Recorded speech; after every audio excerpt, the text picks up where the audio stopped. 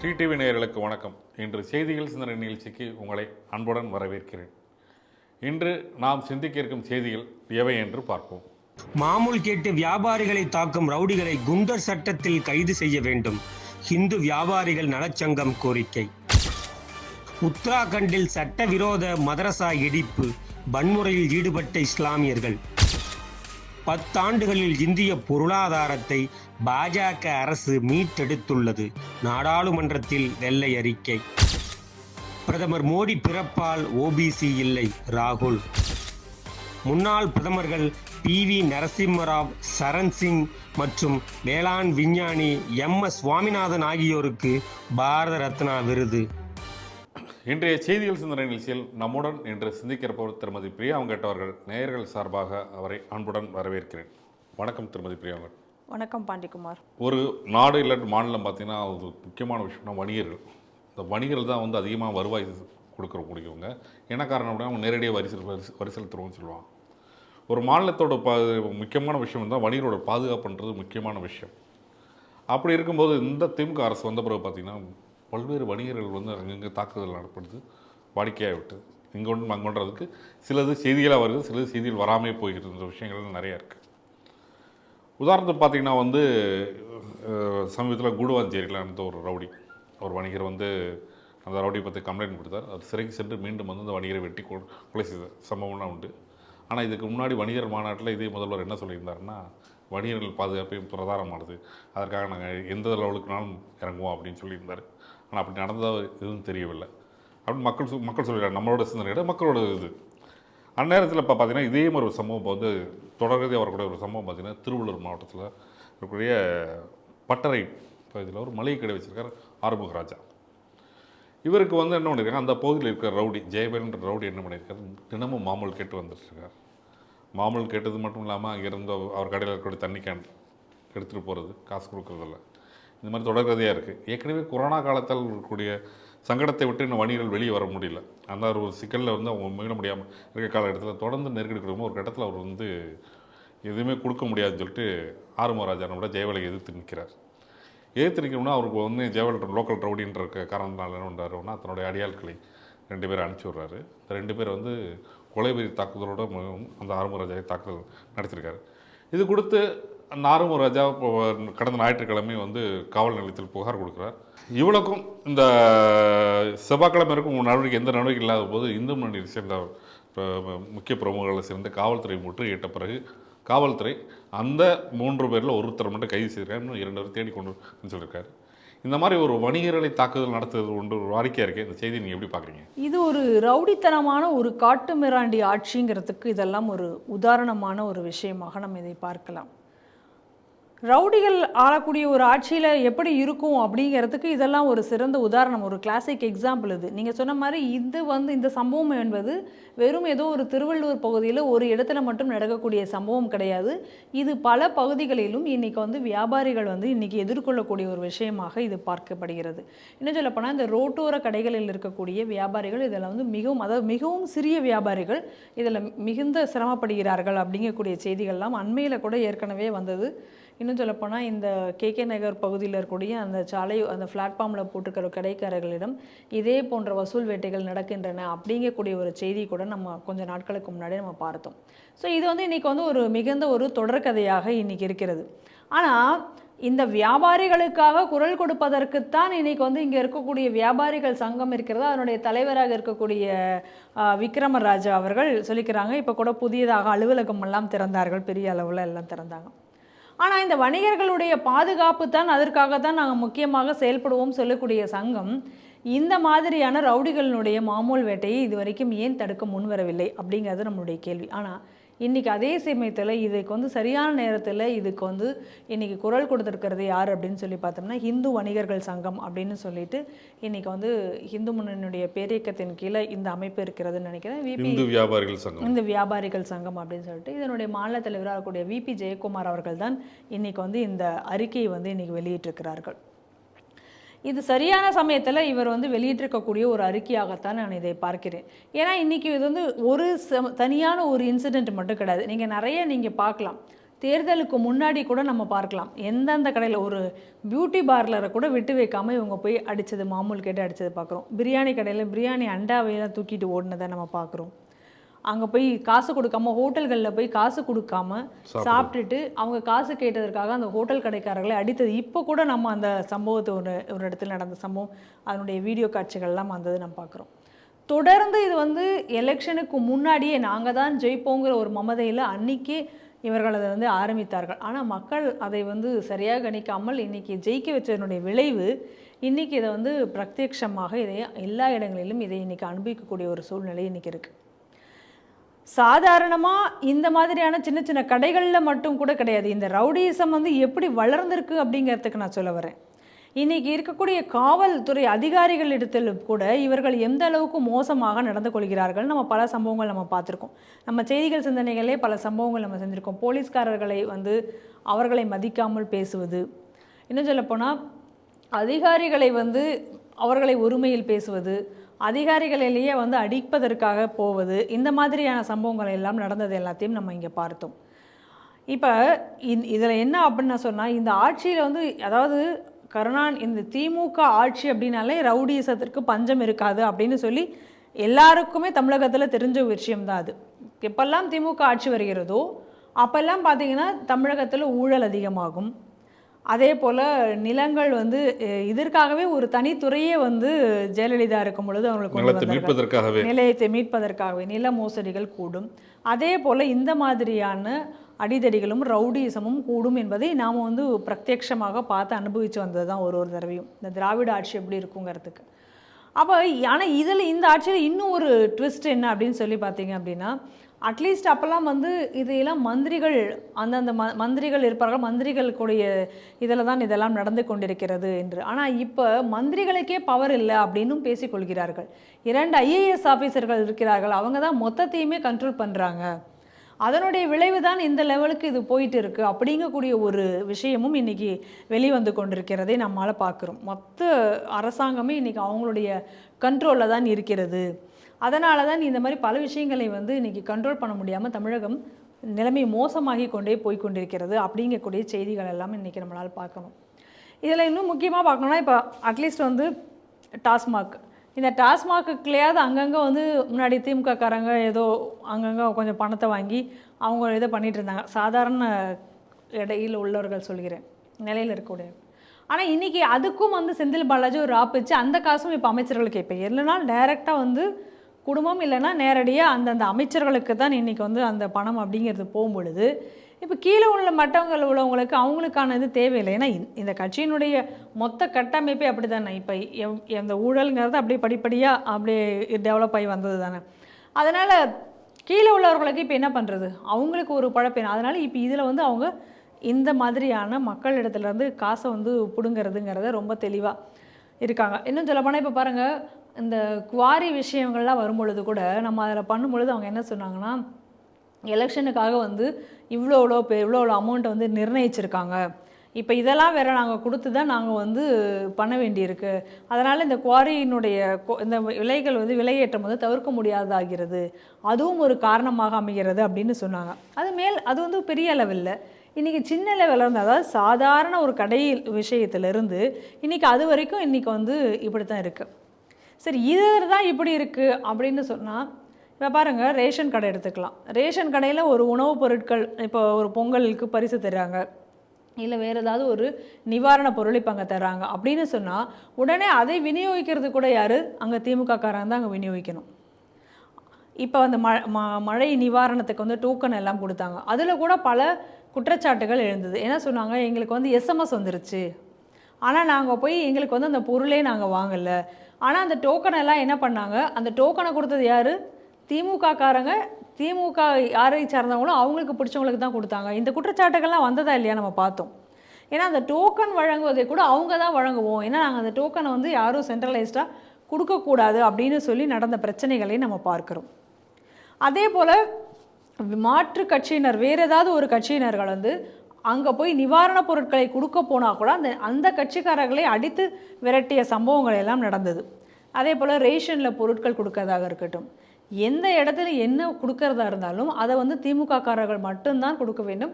அவர்களை சார்ந்தவர்களுக்கு அவர்கள் கொடுக்கறதுக்காக இந்த மாதிரியான பல விஷயங்களை செய்தார்கள். அந்த இடத்துல எப்படி எல்லாம் ரவுடியிசம் நடந்தது அப்படின்னு நம்ம பல செய்திகள் நம்ம இங்கே பார்த்துருக்கோம். அப்போ இன்றைக்கி ஒரு சின்ன விஷயம் எதாக இருந்தாலும் கூட அது வந்து திமுககாரர்களுடைய ஆசீர்வாதம் இல்லாமல் அது நடக்கக்கூடாது. அதுலேயும் ஒரு ரவுடியிசம் இங்கே இருக்கணும் அப்படிங்கக்கூடிய ஒரு நிலை தான் இன்றைக்கி இருக்குது. ஈவன் வந்து ஒரு செய்தி நம்ம ஏற்கனவே செய்திகள் சிந்தனைகளை பார்த்துருந்தோம். பிரதமர் மோடி அவர்கள் வீடு கட்டும் திட்டத்தின் கீழே வந்து ஒருத்தவங்க வந்து வீடு கட்டியிருக்காங்க. அப்போ அவங்களுக்கு வீடு கட்டும் பொழுது எப்படி வந்து எங்களுக்கு நீங்கள் வந்து சொல்லாமல் நீங்கள் உங்களுக்கு வந்து இந்த வீடை நீங்கள் கட்டினீங்க அப்படின்னு சொல்லிட்டு அவர்களுக்கு தர வேண்டிய அந்த கனெக்ஷன் லைன் இதெல்லாம் தருவதற்கு கூட தாமதப்படுத்தி பெரிய பிரச்சனையை பண்ணி கொண்டிருக்கிறார்கள் அப்படிங்கிற சம்பவத்தை எல்லாம் நம்ம பார்த்தோம். அப்போ உங்களுக்கு இயல்பாக ஒருத்தங்களுக்கு கிடைக்கக்கூடிய ஒரு அரசாங்க திட்டங்கள் நலத்திட்டங்களில் கூட இன்றைக்கி வந்து அதுலேயும் கூட நீங்கள் அந்த திமுககாரர்களை கவனித்தால்தான் அவர்களுக்கு நீங்கள் ஏதாவது கொடுத்தாதான், மாமூல் கொடுத்தாதான், ஏதாவது நீங்கள் கொடுத்தாதான் நீங்கள் வந்து ஏதாவது பண்ண முடியும். அப்படி என்கக்கூடிய ஒரு சூழ்நிலை இன்றைக்கி தமிழகத்தில் உருவாகி இருக்கிறது. அப்போ எவ்வளோ ஒரு மோசமான நிலையில் இன்றைக்கி தமிழகம் இருக்கிறது அப்படிங்கிறத நம்ம இதில் பார்க்கணும். வரிசையாக நம்ம ஒரு விஷயமாக பார்க்கணும். சட்டம் ஒழுங்கு இன்றைக்கி எந்த லெவலில் இருக்குது அப்படின்னு நம்ம பார்க்குறோம். ஏன்னா சட்டம் ஒழுங்கு சரியாக இருந்தால் இந்த மாதிரியான ரவுடியிசம் பிரச்சனைகள்லாம் இன்றைக்கி வராது. இந்த மாமூல் கேட்குற பிரச்சனையெல்லாம் ஏன் வரப்போகுது? வராது. ஆனால் என்ன இன்றைக்கி காவல்துறையினரும் கூட இதில் அதிக லெவலில், அதாவது ஒரு லெவலில் கீழே இறங்கி அவர்களாலும் கூட இதை பண்ண முடியாது. ஏன்னா அவர்களுக்கே இன்றைக்கி வந்து ஆபத்து இருக்கிறது. ஏன்னா அவர்களையும் கூட இவர்கள் வந்து மதிப்பதில்லை. காவல்துறையினருக்கும் இன்றைக்கி இந்த மாதிரி, ஏன்னா காவல்துறையினர் இன்றைக்கி என்ன ஆளும் கட்சி சொல்கிறதோ அதை கேட்டு செய்ய வேண்டியக்கூடிய ஒரு நிலையில் இன்றைக்கி காவல்துறையினரை இவர்கள் கைகளை கட்டி வைத்திருக்கிறார்கள். அதனால் இன்றைக்கி எப்படி இன்றைக்கி தமிழகத்தினுடைய ஆட்சி இருக்குது அப்படின்னு சொன்னால், ரவுடிகளே அவர்களுக்காக அவர்கள் செய்யக்கூடிய ஒரு ஆட்சி. அதுதான் இன்றைக்கி தமிழகத்தில் இருக்கக்கூடிய திமுகவினுடைய திராவிட ஆட்சியாக இன்றைக்கி இருக்கிறது. இதுதான் இந்த விடியல் அரசு அப்படிங்கிறது இந்த செய்தியிலேருந்து நம்ம புரிஞ்சு கொள்ளலாம். உத்தரகாண்ட் மாநிலம் ஹல்த்வானியில் இருக்கக்கூடிய பன்புல் பூரான்னு சொல்லிட்டு ஒரு பகுதி. அந்த பகுதியில் பார்த்திங்கன்னா சட்டவிரோதமாக மதரசா மற்றும் மசூதி கட்டப்பட்டிருக்கு அரசரோட புறம்போக்கு நிலத்தில்.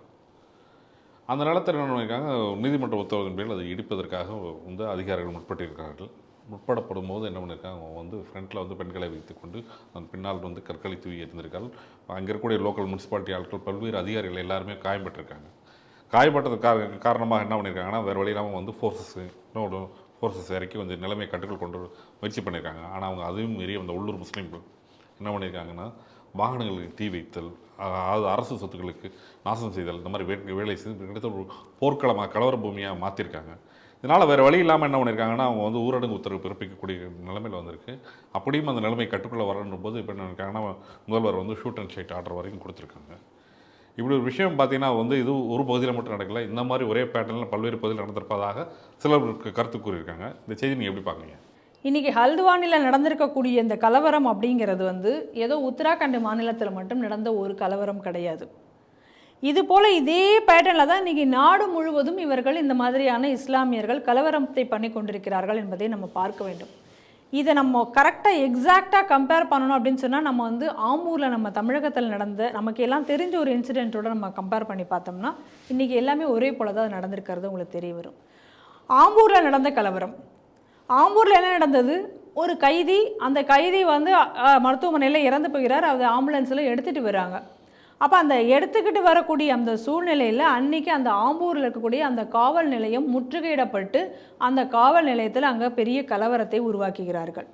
அப்போ இதே போல தான் அந்த கலவரத்திலையும் இந்த கலவரத்திற்கு முன்னாடியே திட்டமிட்டு கற்களை குவித்து வைத்திருந்து, இதே போல் இங்கே எப்படி வந்து பெட்ரோல் பாம் ரெடியாக வைத்திருந்து காவல் நிலையத்தை மேலே தூக்கி எறிந்தார்களோ அதே போல் இங்கேயும் அதே போல் காவல் நிலையத்தை மேலே தூக்கி எறிந்தது மட்டும் இல்லாமல் காவல்காரர்களை கற்களை எறிந்து தாக்கினார்கள். அந்த சம்பவம் நமக்கு இன்னும் நல்ல ஞாபகம் இருக்கும்னு நினைக்கிறேன். தினமலரில் ஹெட்லைன்ஸில் வந்தது, பல கிலோமீட்டர்கள் நாங்கள் ஓடினோம், பெண் காவலர்களில் வந்து எங்களை மானபங்கப்படுத்தினார்கள், இந்த கலவரக்காரர்களுக்கு பயந்து நாங்கள் என்னுடைய யூனிஃபார்மை கழட்டி போட்டுட்டு ஓடணும், ஏன்னா யூனிஃபார்மில் பார்த்தா எங்களை அடித்து தாக்கி விடுவார்கள் என்று சொல்லி நாங்கள் பயந்து போனோம். எப்படிப்பட்ட ஒரு கலவரம் தமிழகத்தில் அன்றைக்கி நடந்தது நம்ம பார்க்குறோம். அதே போன்றது ஒரு கலவரம் இன்றைக்கி.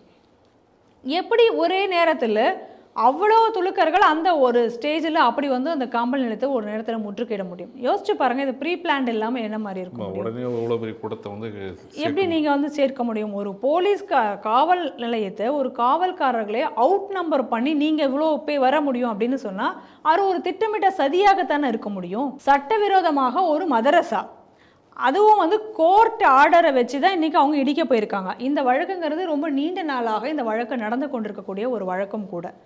ஏற்கனவே 2007 கூட இதுக்கு வந்து இது இடிக்கணும்ன்ற தீர்ப்பு வந்தது. அதுக்கப்புறம் அதற்கு வந்து க்யூர் பண்ணுறதுக்காக இவங்க வந்து ஸ்டே வாங்கணும்னு நினச்சாங்க. அதெல்லாம் இன்றைக்கி கோர்ட் வந்து ரிஜெக்ட் பண்ணதுக்கு பிறகு தான் இன்றைக்கி வந்து அதை இடிக்கவே வந்திருக்காங்க. பட் அந்த மாதிரி அந்த ஒரு கோர்ட் ஆர்டரோடு ஒரு சட்ட ரீதியாக ஒரு விஷயத்தை செய்ய வரும் பொழுது அதற்கு இப்படி ஒரு கூட்டத்தை இவர்கள் கூட்டி இந்த மாதிரியான ஒரு தாக்குதலில் இன்றைக்கி ஈடுபட்டிருக்கிறார்கள். ஆம்பூரில் இதே போல் என்ன சொன்னாங்க, பெண்கள் மானபங்கப்படுத்தப்பட்டார்கள், அவர்கள் வந்து பல கிலோமீட்டர்கள் ஓடினார்கள். அன்னி சொல்லி அவங்க அன்றைக்கி முதலமைச்சருக்கு கடிதமே எழுதினார்கள் அந்த பெண்கள். என்ன கடிதம் எழுதினாங்க? இந்த மாதிரியான கலவர பகுதிகளில் எங்களுக்கு போஸ்ட் போடாதீங்க அப்படின்னு அவங்க எழுதக்கூடிய அளவிற்கு வந்து அன்றைக்கி அத்தனை காவலர்கள் இங்கே தாக்கப்பட்டார்கள். ஆனால் அந்த கலவரக்காரர்கள் மீது கடுமையான நடவடிக்கை ஏதாவது இங்கே தமிழகத்தில் எடுக்கப்பட்டது என்றால் இல்லை. அன்றைக்கி ஜெயலலிதா ஆட்சி தான் இருந்தது, ஆனாலும் எந்த நடவடிக்கையும் எடுக்கப்படவில்லை. ஆனால் இன்றைக்கி உத்தராகண்ட் மாநிலத்தில் இன்றைக்கி இருக்கக்கூடிய சிஎம் வந்து உடனடியாக இந்த கலவரத்தை கட்டுப்படுத்துவதற்கு கடுமையான நடவடிக்கை எடுக்க வேண்டும் என்று முன் வந்திருக்கிறார். அது நம்ம பாராட்டத்தக்கது. ஆனால் இதில் நம்ம பார்க்க வேண்டியது அடிப்படையில் என்ன அப்படின்னு சொன்னால், இதில் வந்து அந்த போலீஸ்காரங்க சொல்லியிருக்காங்க, முன்னாடி வந்து இவர்கள் வந்து பெண்களை நிறுத்தி வைத்து கொண்டு இந்த கலவரத்தை தொடங்குகிறார்கள், இந்த பேட்டர்னுங்கிறது எல்லா இடத்துலையும் ஒரே போல தான் இருக்கிறது அப்படின்னு சொல்லிட்டு. அப்போ இதுலேருந்து என்ன ஒரு விஷயம் நமக்கு புரியுதுன்னா, இங்கேயும் அப்படி தானே இவர்கள் கலவரம் பண்ணுங்க. இப்போ எந்த ஒரு போராட்டத்தை கூட நீங்கள் போய் பாருங்கள், இந்த துலுக்க நடத்துகிற போராட்டத்தில் நீங்கள் பாருங்கள், முன்னாடி எல்லாம் பெண்களை நிறுத்தி வச்சுருப்பாங்க. ஏன்னா இவங்க பயந்தவர்கள், இவர்கள் கோழைகள். அதனால தான் முன்னாடி பொம்பளைகளை நிறுத்தி வச்சு இவங்க போராட்டம் நடத்துது. நீங்கள் எந்த போராட்டமாக இருந்தாலும் பார்க்கலாம். இங்கே வந்து அமெரிக்கன் எம்பசி தாக்கப்பட்டது, நீங்கள் அந்த போராட்டத்திலையும் பார்த்தீங்கன்னா கூட பெண்களை அதிக அளவில் இவங்க நிறுத்தி வச்சு தான் அந்த கலவரத்தையும் கூட பண்ணாங்க. இதே போல் இந்த கற்களை குவித்து வைத்து தாக்குவது, இப்போ என்ன சொல்லியிருக்காங்க, மேலே ரூஃப் மேலே கற்களை எல்லாம் குவித்து வைத்து அந்த கற்களை கொண்டு தாக்கியிருக்கிறார்கள் என்று சொல்லியிருக்காங்க. இதே போல் இன்னொரு டெல்லியில் நடந்த கலவரம், டெல்லியில் நடந்த ரயட், அதாவது இந்த சிஏஏ போராட்டத்திற்காக டெல்லியில் நடந்த ஷாகின்பாக்கில் நடந்த அந்த கலவரம், மிகப்பெரிய அளவில் கலவரத்தை அன்றைக்கி நடத்தினார்கள். அந்த ஷாகின்பாக் கலவரத்தின் போதும் இதே போல் திட்டமிட்டு கற்களை எல்லாத்தையும் குவித்து வைத்து இதே போல் தான் கல்லெறிஞ்சு இதே போல் பெட்ரோல் பாமை எரிந்து போலீஸ்காரர்களை கொளுத்த முயன்று இவ்வளவு நடந்தது. எப்படி ஒரு போலீஸ்காரர்களை வெட்டி கொன்னார்கள் என்றது சம்பவத்தை எவ்வளோ கொடூரமாக அந்த சம்பவம் நடந்தது என்றெல்லாம் பார்க்கிறோம். அன்றைக்கி எப்படி வந்து ஒரு வீட்டினுடைய மாடியிலிருந்து மொத்த கற்களை எல்லாத்தையும் நிரப்பி வைத்து அங்கேருந்து எல்லாத்தையும் அடித்து பண்ணாங்க அப்படிங்கிற செய்தியெல்லாம் நம்ம பார்த்தோம். அன்றைக்கி டெல்லி கலவரமே ஒரு பெரிய தனியாக ஒரு சொல்லக்கூடிய அளவுக்கு அந்த கலவரத்தில் அவ்வளோ விஷயங்கள் நடந்ததே நம்ம பார்க்குறோம். அவ்வளோ திட்டமிட்டு நடந்தது அப்படின்னு சொல்லி நம்ம பார்க்குறோம். இந்த ஒரு இந்த மாதிரியான ஸ்ட்ரெயின் இன்ஸ்டன்ட் அங்கங்கே நடக்கூடிய எல்லா கலவரங்களையும் நீங்கள் சேர்த்து வைத்து நீங்கள் பார்த்தீங்க அப்படின்னு சொன்னால், எல்லா கலவரத்தினுடைய பின்னணியிலுமே கூட இதே போல் ஒரு மோட்டிவ், இதே போல் ஒரு பேட்டர்ன் இது இருந்து கொண்டே இருக்கும். கொலை நடக்கிறதா, அந்த கொலையிலையும் பாருங்கள், இன்றைக்கி எல்லா கொலையினுடைய போஸ்ட்மார்ட்டம் ரிப்போர்ட் நம்ம அதை சொல்லிக்கொண்டே இருக்கிறோம். அந்த போஸ்ட்மார்ட்டம் ரிப்போர்ட் கூட குரானினுடைய அடிப்படையில் தான் இந்த மாதிரியான கொலைகள் நடந்திருக்கு. ஹிந்து மத தலைவர்களை எல்லாம் கொன்ற அவங்களுடைய போஸ்ட்மார்ட்டம் ரிப்போர்ட் எல்லாம் பார்க்கும்போது அந்த கொலைகள் எல்லாம் ஒரே மாதிரியாக இருக்காது. தமிழகத்தில் நடந்த கொலையாக இருக்கலாம், அல்லது கேரளாவில் நடந்த கொலையாக இருக்கலாம், அல்லது கர்நாடகாவில் நடந்த கொலையாக இருக்கலாம். அனைத்து கொலைகளிலும் கூட அந்த பேட்டர்ன் ஒரே மாதிரியாக இருக்கிறது என்பதை நம்ம பார்க்கிறோம். அப்போ இது எல்லாத்தையும் நாடு முழுக்க இப்படி ஒரே போல் ஒரு நெட்வொர்க்கில் இவர்கள் இதற்காக பயிற்சி பெற்றிருக்கிறார்கள். இதுக்கு முன்னாடி ஜம்மு காஷ்மீரில் நடந்தக்கூடிய கலவரங்களை எல்லாம் பாருங்கள், அங்கே கூட இதே போல் கல்லெறிந்து தான் அன்றைக்கும் போலீஸ்காரர்களை தாக்கிய கலவரங்கள் எவ்வளவோ நடந்திருக்கிறது. ஸ்டோன் பெல்ட்டிங் ஹெட்டிங்கே தானே வந்து பார்த்துருக்கோம் நம்ம. அப்போ இந்த கல்லெறிந்து தாக்கி போலீஸ்காரர்களை தாக்குவது என்பது இந்த இஸ்லாமிய அடிப்படைவாதத்தில் ஒரு பேட்டர்னாக இவர்கள் வைத்து கொண்டிருக்கிறார்கள். இன்றைக்கி நாடு முழுவதும் கிடையாது, உலகம் முழுவதும் கூட இது போன்ற கலவரங்கள் தான் இருக்கிறது. இப்போ சமீபத்தில் அந்த தாமோ போலீஸ் ஸ்டேஷன் உத்தரப்பிரதேசத்தில் ஒரு மௌல்வியை வந்து ஏதோ ஒரு குற்றத்திற்காக கைது செய்ததற்காக அங்கே போலீஸ் ஸ்டேஷன், அதையும் இப்படி தான் பாருங்கள், எப்படி ஒரு மௌல்வி ஏதோ ஒரு குற்றத்திற்காக கைது செய்திருக்கிறார்கள். அப்போ நீங்கள் ஒருத்தர் கைது செய்த உடனே ஒரு போலீஸ் ஸ்டேஷனை முற்றுகை எடுக்கக்கூடிய அளவுக்கு எப்படி உங்களால் அவ்வளோ ஆட்களை நீங்கள் எங்கேருந்து திரட்ட முடிந்தது உங்களால்? அந்த வீடியோ நீங்கள் பார்த்தீங்கன்னா அவ்வளோ முஸ்லீம்களை அங்கே திரட்டி வைத்திருந்தார்கள். எப்படி அவ்வளோ துலுக்கம் ஒரே இடத்துல அப்படி சேர முடிஞ்சிச்சாங்க? அப்படி சேர்ந்தபோது அந்த இடத்துல போலீஸ்காரர்கள் என்ன சொன்னாங்க, உங்களுடைய கைகளை வெட்டுவோம் அப்படின்னு. சீனியர் போலீஸ் ஆஃபீஸர்கள் எல்லாத்தையும் அங்கே வைத்து மிரட்டினதை பார்க்குறோம். ஆனால் அதில் ஒரு போலீஸ்காரர் அங்கேயும் துணிச்சலாக பேசினதை நம்ம பார்க்கிறோம். என்ன செய்வீங்க, வந்து செய்யுங்க பார்க்கலாம், பேசாதீங்க வந்து செய்யுங்கன்னு சொல்லிட்டு அந்த கூட்டத்துக்கு இடையில் அவர் போனார். அதுக்கப்புறம் இவர்கள் அடங்கி போனதையும் நம்மளை அங்கே பார்க்கிறோம். அப்போ கோழைத்தனமாக ஒரு வன்முறையை காட்டி பயமுறுத்தி அச்சுறுத்தி, அது காவல்துறையினராக இருந்தாலும் சரி பொதுமக்களாக இருந்தாலும் சரி, அவர்கள் மனதில் ஒரு வன்முறையை விதைப்பதற்காக இவர்கள் தொடர்ந்து அந்த ஒரே பேட்டர்னில் ஒரே நெட்வொர்க்கில் இதை செய்து கொண்டு வருகிறார்கள். அப்படி தான் நம்ம இதை பார்க்கணும். இது ஏதோ அங்கங்கே ஒரு இன்சிடெண்ட், இந்த இடத்துல இப்படி ஒரு கலவரம் நடந்தது அப்படிங்கிறத தனி இன்சிடெண்ட்டாக பார்க்கக்கூடாது. இதை நம்ம ஸ்ரீ டிவியில் ஒரு தடவையும் நம்ம இதை சொல்லி கொண்டு வந்து கொண்டிருக்கிறோம். ஆனால் உண்மையிலேயே இந்த கலவரத்திற்கு இந்த சட்டவிரோதமான மதரசா வந்து இடிக்கப்பட்டது தான் காரணமா அப்படின்னு பார்த்தா அதுவும் இல்லை.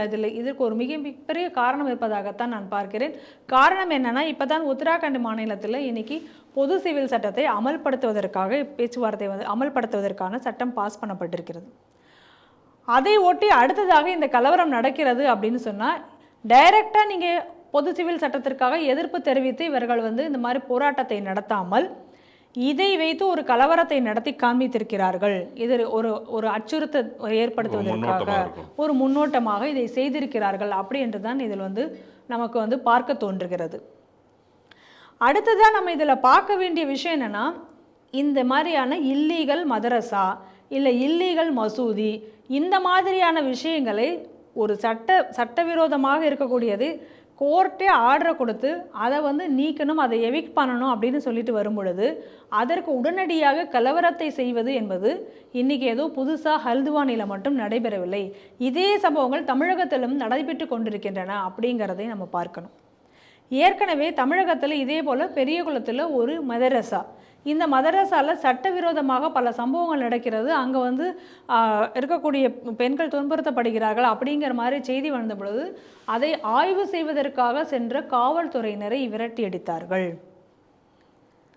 நம்ம அந்த சம்பவம் இங்கே நடந்தது நம்ம பார்க்குறோம். நம்ம அதே போல் திருப்பூரில் ஒரு பள்ளிவாசல், அந்த பள்ளிவாசலை இடிக்க வேண்டும் என்று நீதிமன்றம் உத்தரவு. அந்த நீதிமன்றம் உத்தரவின் பேரில் அந்த பள்ளிவாசலை இடிக்க சென்ற பொழுது அதற்கு எதிராக மிகப்பெரிய அளவில் இதே போல் ஒரு கூட்டமாக கூடி அங்கே டிராஃபிக் ஜாம் எல்லாம் ஏற்படுத்தி மொத்த திருப்பூர் நகரை ஸ்தம்பிக்க வைத்து உடனடியாக அதற்கு ஒரு எம்எல்ஏ, இங்கே தான் நம்ம பார்க்கணும் தமிழகத்தோட நிலையும் இன்றைக்கி மற்ற மாநிலங்கள் நிலைமையும் இங்கே நம்ம பார்க்கணும். தாமோல் அந்த காவல் அதிகாரி சொன்னார், இந்த வன்முறைக்கெல்லாம் நாங்கள் பயப்பட மாட்டோம், யார் நீங்கள் வந்து பாரு அப்படின்னு சொன்னார். ஆனால் இங்கே என்ன நடந்தது அப்படின்னு சொன்னால், ஒரு எம்எல்ஏ உடனடியாக ஒரு கடிதம் எழுதுகிறார் முதல்வருக்கு, இவரால் தான் நான் ஜெயித்தேன், அதனால் இந்த பள்ளிவாசலை இடிக்கக்கூடாது அப்படின்னு சொல்லி ஒரு லெட்ரு முதல்வருக்கு எழுதிட்டு, நான் உங்களுக்காக இப்படி செஞ்சிட்டேன் அப்படின்னு சொல்லி போய் அப்பீஸ்மெண்ட் டு த கோர் போய் அங்கே பேசினார். பார்க்குறோம் இப்போ தமிழகத்தினுடைய நிலைமை எப்படி இருக்குன்னு நீங்கள் பாருங்கள். அடுத்ததாக தென்காசியில் இப்படி தான், தென்காசியில் இதே போல் ஒரு சட்டவிரோத மசூதியினால் ஒரு குடும்பமே அழிந்திருக்கிறதே நம்ம பார்க்கணும். குடும்பத்தில் இருக்கக்கூடிய 4 சகோதரர்கள் இன்றைக்கி அதனால் வந்து இந்த பயங்கரவாதத்தினால் அவர்கள் வந்து மரணம் அடைந்திருக்கிறார்கள்.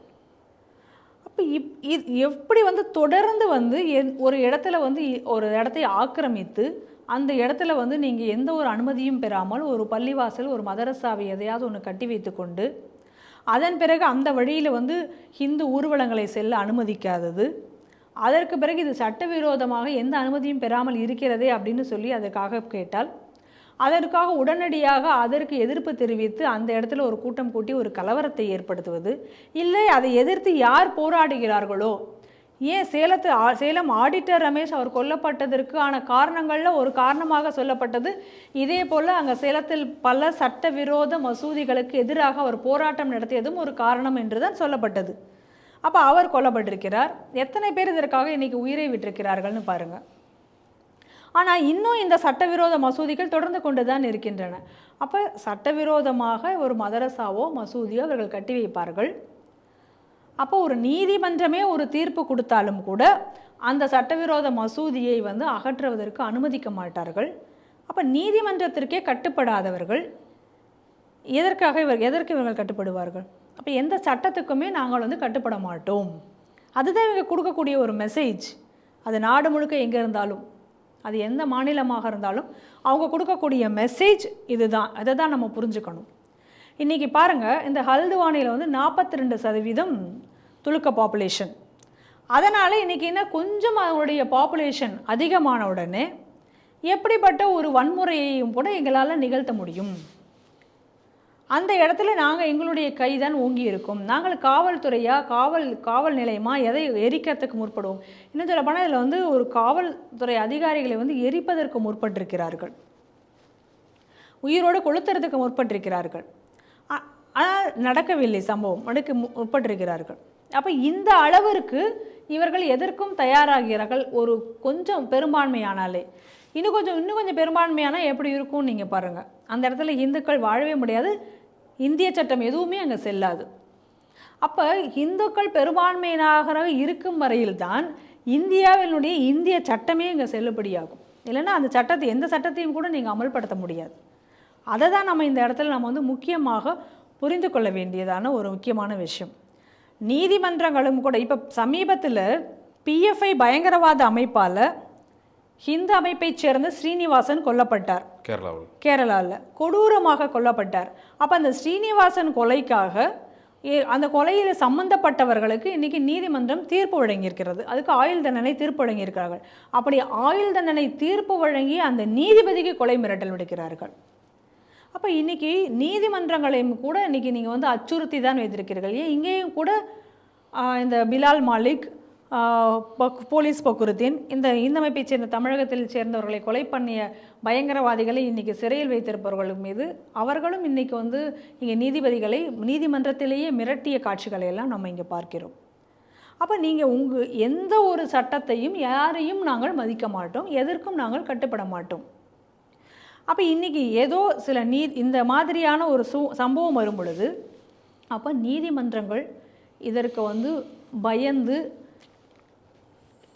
ஏன்னா நீதிபதிகளும் மனிதர்கள் தானே. அப்போ நீதிபதிகளையும் அச்சுறுத்தி, அதாவது உங்களுடைய கோழைத்தனம், அதை தான் நான் இதில் சொல்ல வர்றேன். ஒரு வன்முறையை நிகழ்த்தி காட்டி அந்த வன்முறை மூலமாக அடிபணிய வைப்பது.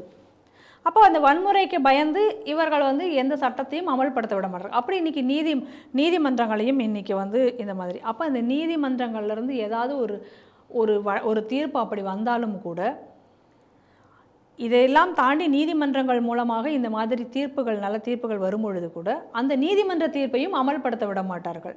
அந்த நீதிமன்ற தீர்ப்பை அமல்படுத்த போகுவர்களை தாக்குவது, அந்த காவல்துறையினாக இருந்தாலும் தாக்குவது. இந்த முனிசிபல் கார்ப்பரேஷன் நாட்களை இவர்கள் தாக்குவதற்கு எவ்வளோ நேரம் ஆகும்? அப்போ இவர்களை தாக்குவது. அப்போ முஸ்லீம்கள் பெரும்பான்மையாக ஒரு இடத்தில் இருந்து விட்டார்கள் என்றால் அந்த இடத்துல எந்த சட்டத்தையும் அமல்படுத்த முடியாது என்ற நிலை தான் இன்றைக்கி நாடு முழுவதும் இல்லை, உலகம் முழுவதும் கூட இன்றைக்கி இருந்து கொண்டிருக்கிறது. ஆனால் இன்றைக்கி உத்தராகண்டினுடைய முதல்வர் இதற்கு வந்து உடனடியாக கடுமையான நடவடிக்கை எடுக்க வேண்டும் என்று சொல்லியிருக்கிறார். கலவரக்காரர்களை கண்டால் உடனடியாக சுட்டுத்தள்ள வேண்டும் என்றும் சொல்லியிருக்கிறார். இன்னும் சொல்லப்போனால் இந்த பகுதியில் இப்போ சமீப காலமாக வங்காளதேசத்திலிருந்து நிறைய பேர் குடியேறியிருக்கிற ஒரு சம்பவம் நடந்திருக்கிறது. அதனுடைய ஒரு பின்னணியிலையும் இந்த கலவரத்தை நாம் வந்து பார்க்க வேண்டியதாக இருக்கிறது. இன்றைக்கி இந்த சட்டவிரோத ஊடுருவக்காரர்களால் நாடு முழுவதும் எந்த இடத்திலும் பயங்கரவாதத்தை நிகழ்த்த முடியும்ங்கக்கூடிய நிலை இன்றைக்கி உருவாகி வருகிறதையும் இதில் நம்ம பார்க்க வேண்டியிருக்கிறது. அதனால் இதற்கு வந்து கடுமையான நடவடிக்கையை உடனடியாக எடுக்க வேண்டும். இந்த கடுமையான நடவடிக்கை எடுக்கிறது மூலம் மட்டும்தான் இந்த கலவரங்களை ஒடுக்க முடியுமே தவிர இதற்கு வந்து ஏன்னா இன்றைக்கி தமிழகமும் கடுமையான நடவடிக்கை எடுக்காததால் தான் தமிழகத்தில் இந்த மாதிரியான விஷயங்கள் அடிக்கடி நடந்து கொண்டிருக்கிறதையும் நம்மளால் பார்த்து கொண்டிருக்கிறோம். ஆனால் இன்றைக்கி உத்தராகண்ட் மாநிலத்தில் இந்த நடவடிக்கைகளை எடுக்க தொடங்கியிருக்கிறார்கள். இந்த நடவடிக்கையை முழுமை பெற்று யார் இதில் குற்றவாளிகளோ அவர்கள் அனைவருக்கும் கடுமையான தண்டனை வழங்கப்பட வேண்டும். அதன் மூலம்தான் இதற்கு தீர்வு கிடைக்கும் என்பதையும் இந்த செய்தியிலிருந்து நாம் பார்க்க வேண்டும். தேர்தல் காலம் நெருங்கி வந்து கொண்டிருக்கு. இந்த காலகட்டத்தில் வந்து காங்கிரஸ் தன்னுடைய எல்லா யுக்தியும் பயன்படுத்த ஆரம்பித்துட்டுன்னு சொல்லலாம். ஏற்கனவே நம்ம சொல்லியிருக்கோம் பல இதில். அந்த மாதிரி பல யுக்திகள் வந்து மோடி அரசின் மீது கருப்பு அறிக்கைன்னு சொல்லிட்டு ஒரு அறிக்கையை வந்து நாங்கள் நாடாளுமன்றத்தில் வெளியில் வந்து அவருக்கு காங்கிரஸ் தலைவர் கார்கே அவர்கள் வெளியிடுறார். அதில் பார்த்தீங்கன்னா கிட்டத்தட்ட ஒரு 10 ஆண்டு காலத்தில் வந்து பொருளாதார சீரழிவு, வேலையின்மை, விவசாயத்துறை அழிவு, பெண்களுக்கு எதிரான குற்றங்கள் அதிகரிப்பு, சிறுபான்மைகளுக்கு எதிரான அநீதிகள், இந்த மாதிரி ஒரு பட்டியலிட்டு பல்வேறு குற்றச்சாட்டை அவர் கார்கே வச்சுருக்காரு. இதுக்கு வந்து நம்ம வந்து பார்த்திங்கன்னா இன்னும் பதிலீடு கொடுக்குற மாதிரி என்ன பண்ணியிருக்காங்கன்னா மோடி அரசாங்கம், மோடியோட கேபினட் டீம்ஸ் என்ன பண்ணியிருக்காங்க, நாங்கள் வந்து மாநில அவையிலே வந்து உங்களுடைய கடந்த ஆட்சியில் நடந்த இதை பற்றி ஒரு வெள்ளை அறிக்கையை தரோம் அப்படின்னு சொல்லிட்டு ஒரு ஃபேக்ட். வெள்ளை அறிக்கை வந்தாலே அது என்ன இருக்குன்னு தெரிஞ்சிடும். ஸோ அந்த வெள்ளை அறிக்கை தரோன்னு சொல்லிட்டு நிர்மலா சீதாராமன் மக்களவையில் வந்து தாக்கல் செய்கிறாங்க. கிட்டத்தட்ட 54 பக்கம் கொண்ட இதில் வந்து அதில் பார்த்தீங்கன்னா வந்து கிட்டத்தட்ட ஒரு வரிசையாக பட்டியலில் உதாரணமாக 2 இது சொல்கிறேன். ஃபஸ்ட் இது பார்த்தீங்கன்னா 2G அலைக்கற்றை முறைகேடு. அது நாடு முழுவதும் எல்லாருக்கும் தெரிஞ்ச ஒரு விஷயம். அதில் வந்து திமுகவோட கனிமொழியும் ஆராசம் கைதானது, சிறையில் சென்றது, காங்கிரஸ் கட்சியை சிறையில் வைத்ததெல்லாம் அந்த கதையெல்லாம் பார்த்தோம். அதே மாதிரி சாரதா நிதி முறைகேடு, இந்த மாதிரி கிட்டத்தட்ட ஒரு 15 முறைகேடு ஊழல்கள் பார்த்தா, இது முறைகேடு சொல்லப்படல 15 ஊழல்கள் பட்டியலிட்டு இதன் மூலமாக எந்த அளவுக்கு வந்து பொருளாதார சீரழிவு ஏற்பட்டது, இதன் மூலமாக மக்களுக்கு வந்து பொருளாதாரத்தின் இந்திய பொருளாதாரத்தின் மேல் நம்பிக்கையின்மை ஏற்பட்டது, இந்த மாதிரி வரிசையாக பட்டியலிட்டு வருகிறார். இதனால் என்ன ஆயிடுச்சுன்னா நாட்டினோட வளர்ச்சியின் அதாவது உலகளவில் வளர்ச்சின்ற நம்பிக்கையின்மை இந்தியா மேலே வந்துடுச்சு, பொருளாதார நம்பிக்கையின்மை. இதனால் நாடு பின்னோக்கி செல்வது அது பண்ணும் பட்டியலிடுறாரு. அதுக்கப்புறம் வந்து இந்த பட்டியலில் பார்த்தீங்கன்னா இவ்வளோ விஷயங்கள் வந்து நாடு இப்போ பின்தங்கி இருந்த காலகட்டத்தில் 2014 மோடி அரசாங்கம் வருது. வந்த பிறகு சில கடுமையான நடவடிக்கைகள் எடுத்த பிறகு வந்து நாடு வந்து மெல்ல வந்து அதுக்கு கம்பேக், அது திரும்ப வந்து மெல்ல பொருளாதாரத்தில் மீட்கிறது. உலகளவில் இன்றைக்கி நம்பிக்கை தரக்கூடிய முதலீடு கூடிய நாடுகள் பட்டியலில் இந்தியா இருக்குது. கிட்டத்தட்ட பார்த்தீங்கன்னா 5வது இடத்துல பொருளாதார வளர்ச்சி இருக்குது. அடுத்து அவங்க சொல்கிறாங்க இன்னொரு விஷயம், எங்களோட இலக்கு 2047. இதில் பார்த்தீங்கன்னா ஒரு வளர்ந்த நாடு பட்டியலில் இந்தியா இருக்கும் அப்படின்னு சொல்லி ஒரு ஆணித்தரமாக சொல்லக்கூடிய அளவுக்கு இந்தியா கொண்டு வந்திருக்கோம் அப்படின்னு சொல்லிட்டு நிர்மலா சீதாராமன் அந்த அறிக்கையில் சொல்லியிருக்காங்க. இந்த செய்தி நீங்கள் எப்படி பார்க்குறீங்க? இன்னைக்கு பாஜக அரசு வந்து ஒரு வெள்ளை அறிக்கையே வந்து இன்னைக்கு கொடுத்துருக்காங்க. கருப்பு அறிக்கை வெர்சஸ் வெள்ளை அறிக்கை அப்படின்னு நம்ம சொல்லலாம். ஆனால் அதை நம்ம பார்ப்போம். வெள்ளை அறிக்கையில் அவங்க சொல்லியிருக்கிற டேட்டா ரெப்ரசன்டேஷன் ரொம்ப எக்ஸலண்ட்டாக கொண்டு வந்திருக்காங்க. என்னெல்லாம் இந்த ஆட்சியில் நடந்தது அப்படிங்கிறதுக்கு எக்ஸாக்ட் ஃபேக்ட் ஃபிகரோடு கொடுத்துருக்காங்க. எப்படிலாம் இந்த நாட்டினுடைய பொருளாதாரம் வீழ்ச்சி அடைந்தது, அந்த வீழ்ச்சி அடைந்ததுக்கான காரணங்கள்லாம் என்ன, எவ்வளோ சதவீதம் வீழ்ச்சி அடைந்தது, என்னென்ன தவறுகள் காங்கிரஸ் ஆட்சியில் நடந்தன, எல்லாத்தையும் ரொம்ப விவரமாக விரிவான டேட்டாவோட கொடுத்துருக்காங்க. ஒரு அழகான டேட்டா ரெப்ரசன்டேஷன் அப்படின்னு கூட சொல்லலாம். இன்றைக்கி அதே நேரத்தில் இவங்க ஒரு கருப்பறிக்கைன்னு சொல்லி ஒன்று வெளியிட்டிருக்காங்க. அதில் வெறும் ஒரு குற்றச்சாட்டுக்களை மட்டும் ஏற்றிருக்கிறாங்களே தவிர எந்த டேட்டாவும் இருப்பதாக தெரியவில்லை. இப்போ இந்த வெள்ளை அறிக்கையில் அவங்க என்னெல்லாம் சொல்லிகிட்டு இருக்காங்க அப்படின்னு சொல்லி பார்க்கும் பொழுது, இந்த அரசாங்கம், அதாவது காங்கிரஸ் அரசாங்கம் இருந்த வரையில் அவங்களுடைய 10 ஆண்டு கால அந்த ஆட்சியில் கடைசியாக அவர்கள் ஆட்சியை விட்டு போகும் பொழுது எந்த அளவுக்கு ஃபிஸ்கல் ரேட் வந்து அதிகமாச்சு அப்படின்னு சொன்னால் 6% வரைக்கும் கூட பணப்பற்றாக்குறைங்கிறது உயர்ந்து போயிடுச்சு. இன்னும் சொல்லப்போனால் கேல்கர் கமிட்டியினுடைய ரிப்போர்ட் வந்து வெரி அலார்மிங் சுச்சுவேஷனில் இந்தியா பொருளாதாரம் போய்கொண்டிருக்கிறது அப்படின்னு சொல்லி அவங்க, அதாவது காங்கிரஸ் ஆட்சியால் அமைக்கப்பட்ட கமிட்டி தான் அது, அந்த கமிட்டி கொடுத்த அறிக்கை, அது எல்லாத்தையும் அந்த ரிப்போர்ட்டில் அவங்க மென்ஷன் பண்ணியிருக்காங்க. அந்த கேல்கர் கமிட்டியினுடைய ரிப்போர்ட்டில் என்ன சொல்லப்பட்டிருக்கிறது அப்படிங்கக்கூடிய விஷயத்தை அப்படியே வந்து அதில் எடுத்து போட்டிருக்காங்க. அதனுடைய சாராம்சத்தை எடுத்து அதில் போட்டிருக்கிறார்கள். அந்த அளவுக்கு பொருளாதாரத்தினுடைய வீழ்ச்சி வந்து நடந்தது. இன்ஃப்ராஸ்ட்ரக்சர் டெவலப்மெண்ட் அப்படின்னு சொல்லி பார்த்தா சாலைகள் அமைப்பதில் கூட வெறும் வந்து ஒரு 16,000 கிலோமீட்டர் மட்டும்தான் இவர்கள் போட்டிருந்தார்கள் இவருடைய ஆட்சியில். அது மாதிரி எந்த ஒரு டெவலப்மெண்ட்டும் கிடையாது. அதே போல் ஒரு பட்ஜெட்டில் அலோகேட் பண்ண அமௌண்ட்டு கூட ஒரு சோஷியல் செக்டாருக்காக நீங்கள் அலோகேட் பண்ண அமௌண்ட் கூட ஒரு ப்ராப்பர் மேனேஜ்மெண்ட் இல்லாமல் எப்படி வந்து நிர்வகித்து பணத்தை பிரித்து அதை எக்ஸிக்யூட் பண்ணணும் அப்படிங்கிற எந்த பிளானிங்கும் இல்லாமல் இருந்ததுனால அது எல்லாமே அன்யூஸ்டு ஃபண்டாகவே இருந்தது. ஆனால் இதே எங்களோட ஆட்சி வரும் பொழுது நாங்கள் எப்படி நாங்கள் செலவு செய்தோம், எந்த பண்ணோம் அப்படிங்கிற விஷயத்தையும் தெளிவாக சொல்லியிருக்கிறார்கள். அதற்கப்புறம் அந்த ஏன்னா அது கிட்டத்தட்ட ஒரு 59 பக்க வெள்ளை அறிக்கை. அதை நம்ம டீட்டெயில்டாக நம்ம ஸ்ரீ டிவியில் வந்து ஒரு பாயிண்ட்டாக நம்ம கம்பேரிட்டிவாக அந்த விஷயங்களை மக்களுக்கு எடுத்து செல்ல வேண்டும் என்று ஸ்ரீ டிவி திட்டமிட்டிருக்கிறது. அந்த செய்தியும் இப்போ நேயர்களுக்கு நான் சொல்ல வேண்டும். ஏன்னா அந்த அளவுக்கு ஒரு டீட்டெயில்டான ஒரு ரெப்ரசன்டேஷன். அதே போல் எந்த அளவுக்கு இன்றைக்கி பொருளாதாரத்தில் வீழ்ச்சி காரணமாக அவங்க வந்து ஏன் காங்கிரஸ் கவர்மெண்ட் வந்து பொருளாதார வீழ்ச்சிக்கு காரணமாக அமைஞ்ச பல விஷயங்கள் அதை சொல்கிறாங்க. எப்படி வந்து 6th பே கமிஷன், அதன் மூலமாக அதனுடைய பேஅவுட்னால எவ்வளோ வந்து பேர்டன் கவர்மெண்ட்டுக்கு ஏற்பட்டது. அதுக்கப்புறம் இவங்க என்ன பண்ணாங்க, அக்ரிகல்ச்சரல் லோன் வைவிங்ஸ், டெப்ட் வைவிங்ஸு, அதுக்கப்புறம் ஆயில் ப்ரைஸுக்கு வந்து சப்சிடிஸ் எல்லாம் கொடுத்தது. அதன் மூலமாக ஆயில் பாண்ட் எல்லாத்தையும் நீங்கள் வந்து அடகு வச்சு நீங்கள் வாங்கக்கூடிய நிலைமைக்கு பொருளாதாரம் போனது எல்லாத்தையும் அதில் சொல்லியிருக்காங்க. இப்போ தான் அது எல்லாத்தையும் நாங்கள் மீட்டு கொண்டு வருகிறோம். அதனால தான் இவ்வளோ நாள் வரைக்கும் அந்த பெட்ரோல் ப்ரைஸ் ஹைக்குக்கு அதுவும் ஒரு காரணமாக இருந்தது. அந்த விஷயங்கள் எல்லாம் சொல்லியிருக்காங்க. அதுக்கப்புறம் மின்சார தட்டுப்பாடு ஏற்பட்டது. இதெல்லாம் சொல்லிவிட்டு அதுக்கப்புறம் வந்து லஞ்சம் ஊழல் அப்படிங்கிறது எப்படி வந்து மொத்த நாட்டையுமே சீர்குலைத்ததுங்கிறத மிச்சமுள்ள பக்கங்களில் அதை சொல்லியிருக்காங்க.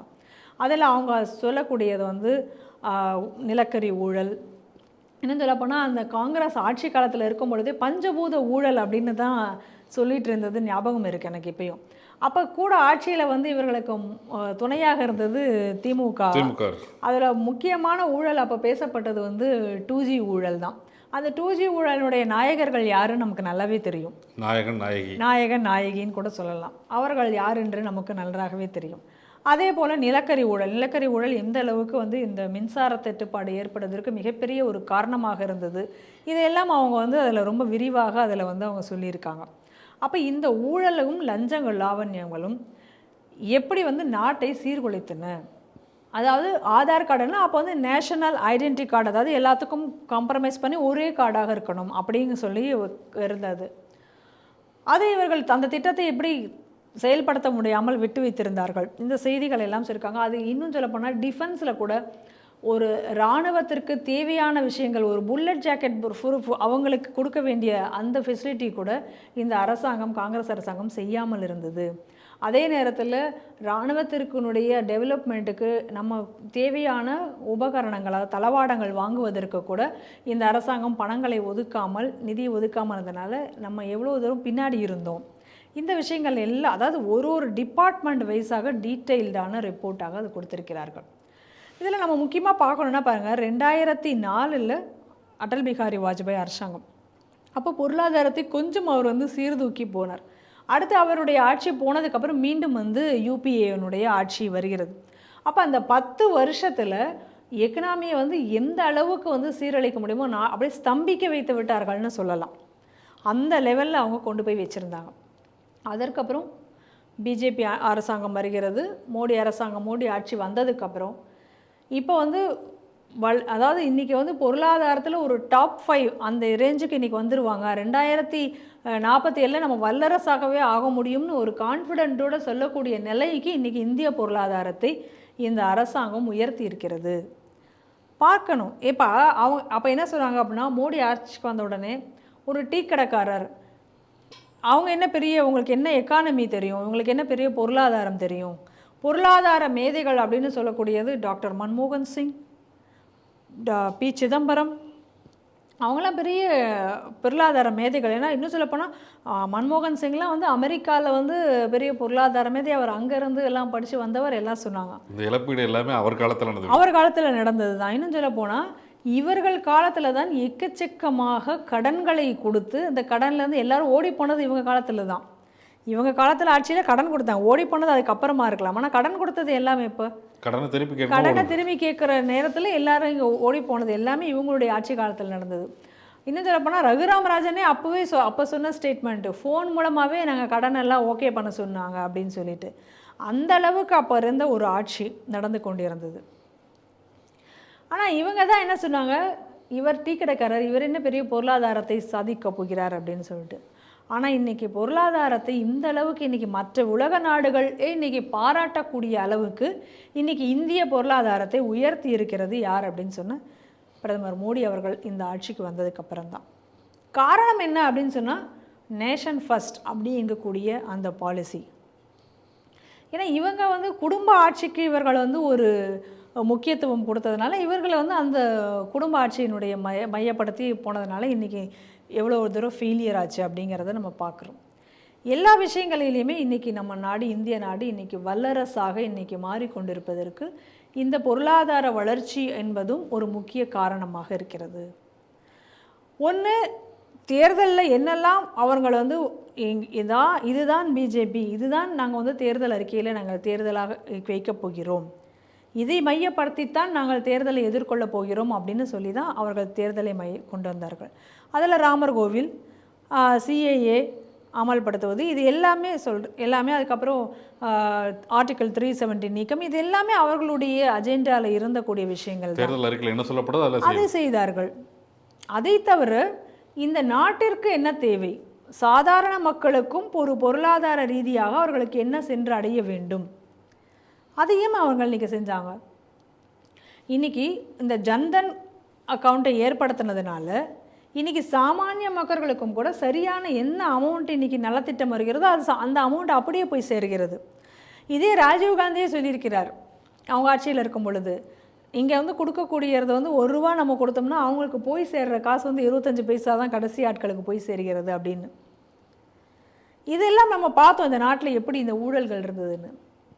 இன்றைக்கி அதை எல்லாத்தையும் குறைத்து இன்றைக்கி அந்த பொதுமக்களுக்கு அந்த நலன்கள் போய் சேர்வதனால இன்றைக்கி தைரியமாக பிரதமர் மோடி அவர்கள் இந்த தேர்தலை அவர்கள் எப்படி எதிர்கொள்கிறார்னா, நாங்கள் இதை எல்லாம் சாதித்தோம், எங்களுக்கு ஓட்டு போடுங்க, சாதனையை முன்வைத்து ஒரு பொருளாதார சாதனை, இன்றைக்கி நாட்டு பொருளாதாரமாக இவ்வளோ தூரம் முன்னேற்றிருக்கும், இதற்கு ஓட்டு போடுங்கள். ஏன்னா அந்த கான்ஃபிடென்ட் கீழே வரைக்கும் அந்த மக்கள் அந்த பயனை உணரத் தொடங்கியிருக்கிறார்கள். அப்படி இவங்க நீ ஓட்டு, ஏன்னா நம்ம நாட்டை பொறுத்த வரைக்கும் தேர்தல் அப்படின்னாலும் எதையாவது ஒரு விஷயத்தை சென்சேஷனலைஸ் பண்ணி அதன் மூலமாக ஒரு தேர்தலை சந்திப்பது என்பது நம்ம நாட்டில் அப்படி தான் இன்றைக்கி இவ்வளோ நாள் சந்திச்சிருக்காங்க. ஆனால் இன்றைக்கி அதை எல்லாத்தையும் விட்டுட்டு இது வெள்ளை அறிக்கையை கொடுத்து இதெல்லாம் இன்றைக்கி நடந்திருக்கு இந்த நாட்டில். ஆனால் நாங்கள் செஞ்சுருக்கோம், இதெல்லாம் இந்த நாட்டினுடைய வளர்ச்சியாக இன்றைக்கி நாங்கள் முன்வைக்கிறோம், இந்த சாதனையை முன்வைத்து நாங்கள் ஓட்டு கேட்கிறோம் அப்படின்னு சொல்லியிருக்காங்க. இது வரைக்கும் இந்த சாதனையை முன்வைத்துத்தான் இவர்கள் இந்த நேரம் ஜெயித்திருக்கிறார்கள். மக்களுக்கும் அந்த சாதனை என்ன என்பது புரிந்திருக்கிறது. அதை வரவேற்று இவர்களை ஓட்டு போட்டு இன்றைக்கி பெரும்பான்மையாக இன்றைக்கி ஜெயிக்க வைத்து கொண்டிருக்கிறார்கள். ஏன்னா பாருங்கள்ல, போன தேர்தலையும் எந்த இலவசத்தையும் அவர் அறிவித்து இந்த தேர்தலில் ஜெயிக்கிறார், இந்த தேர்தலையும் அவர் எந்த இலவசத்தையும் இன்றைக்கி அறிவிக்கலை. இந்த பட்ஜெட்டில் எந்த பெரிய அட்ராக்டிவ் பாயிண்ட்டும் கிடையாது, எந்த அட்ராக்டிவ் இலவசமும் கிடையாது.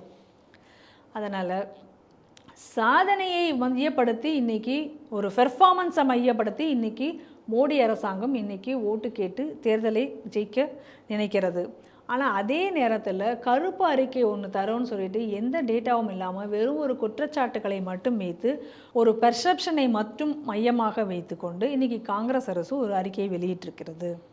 ஆனால் இன்றைக்கி இந்த அடுத்த இப்போ வரக்கூடிய தேர்தலை மக்கள் நிச்சயமாக தீர்மானிக்க வேண்டும், எந்த அரசாங்கத்திற்கு நாம் ஓட்டு போட்டு ஜெயிக்க வைக்க வேண்டும்.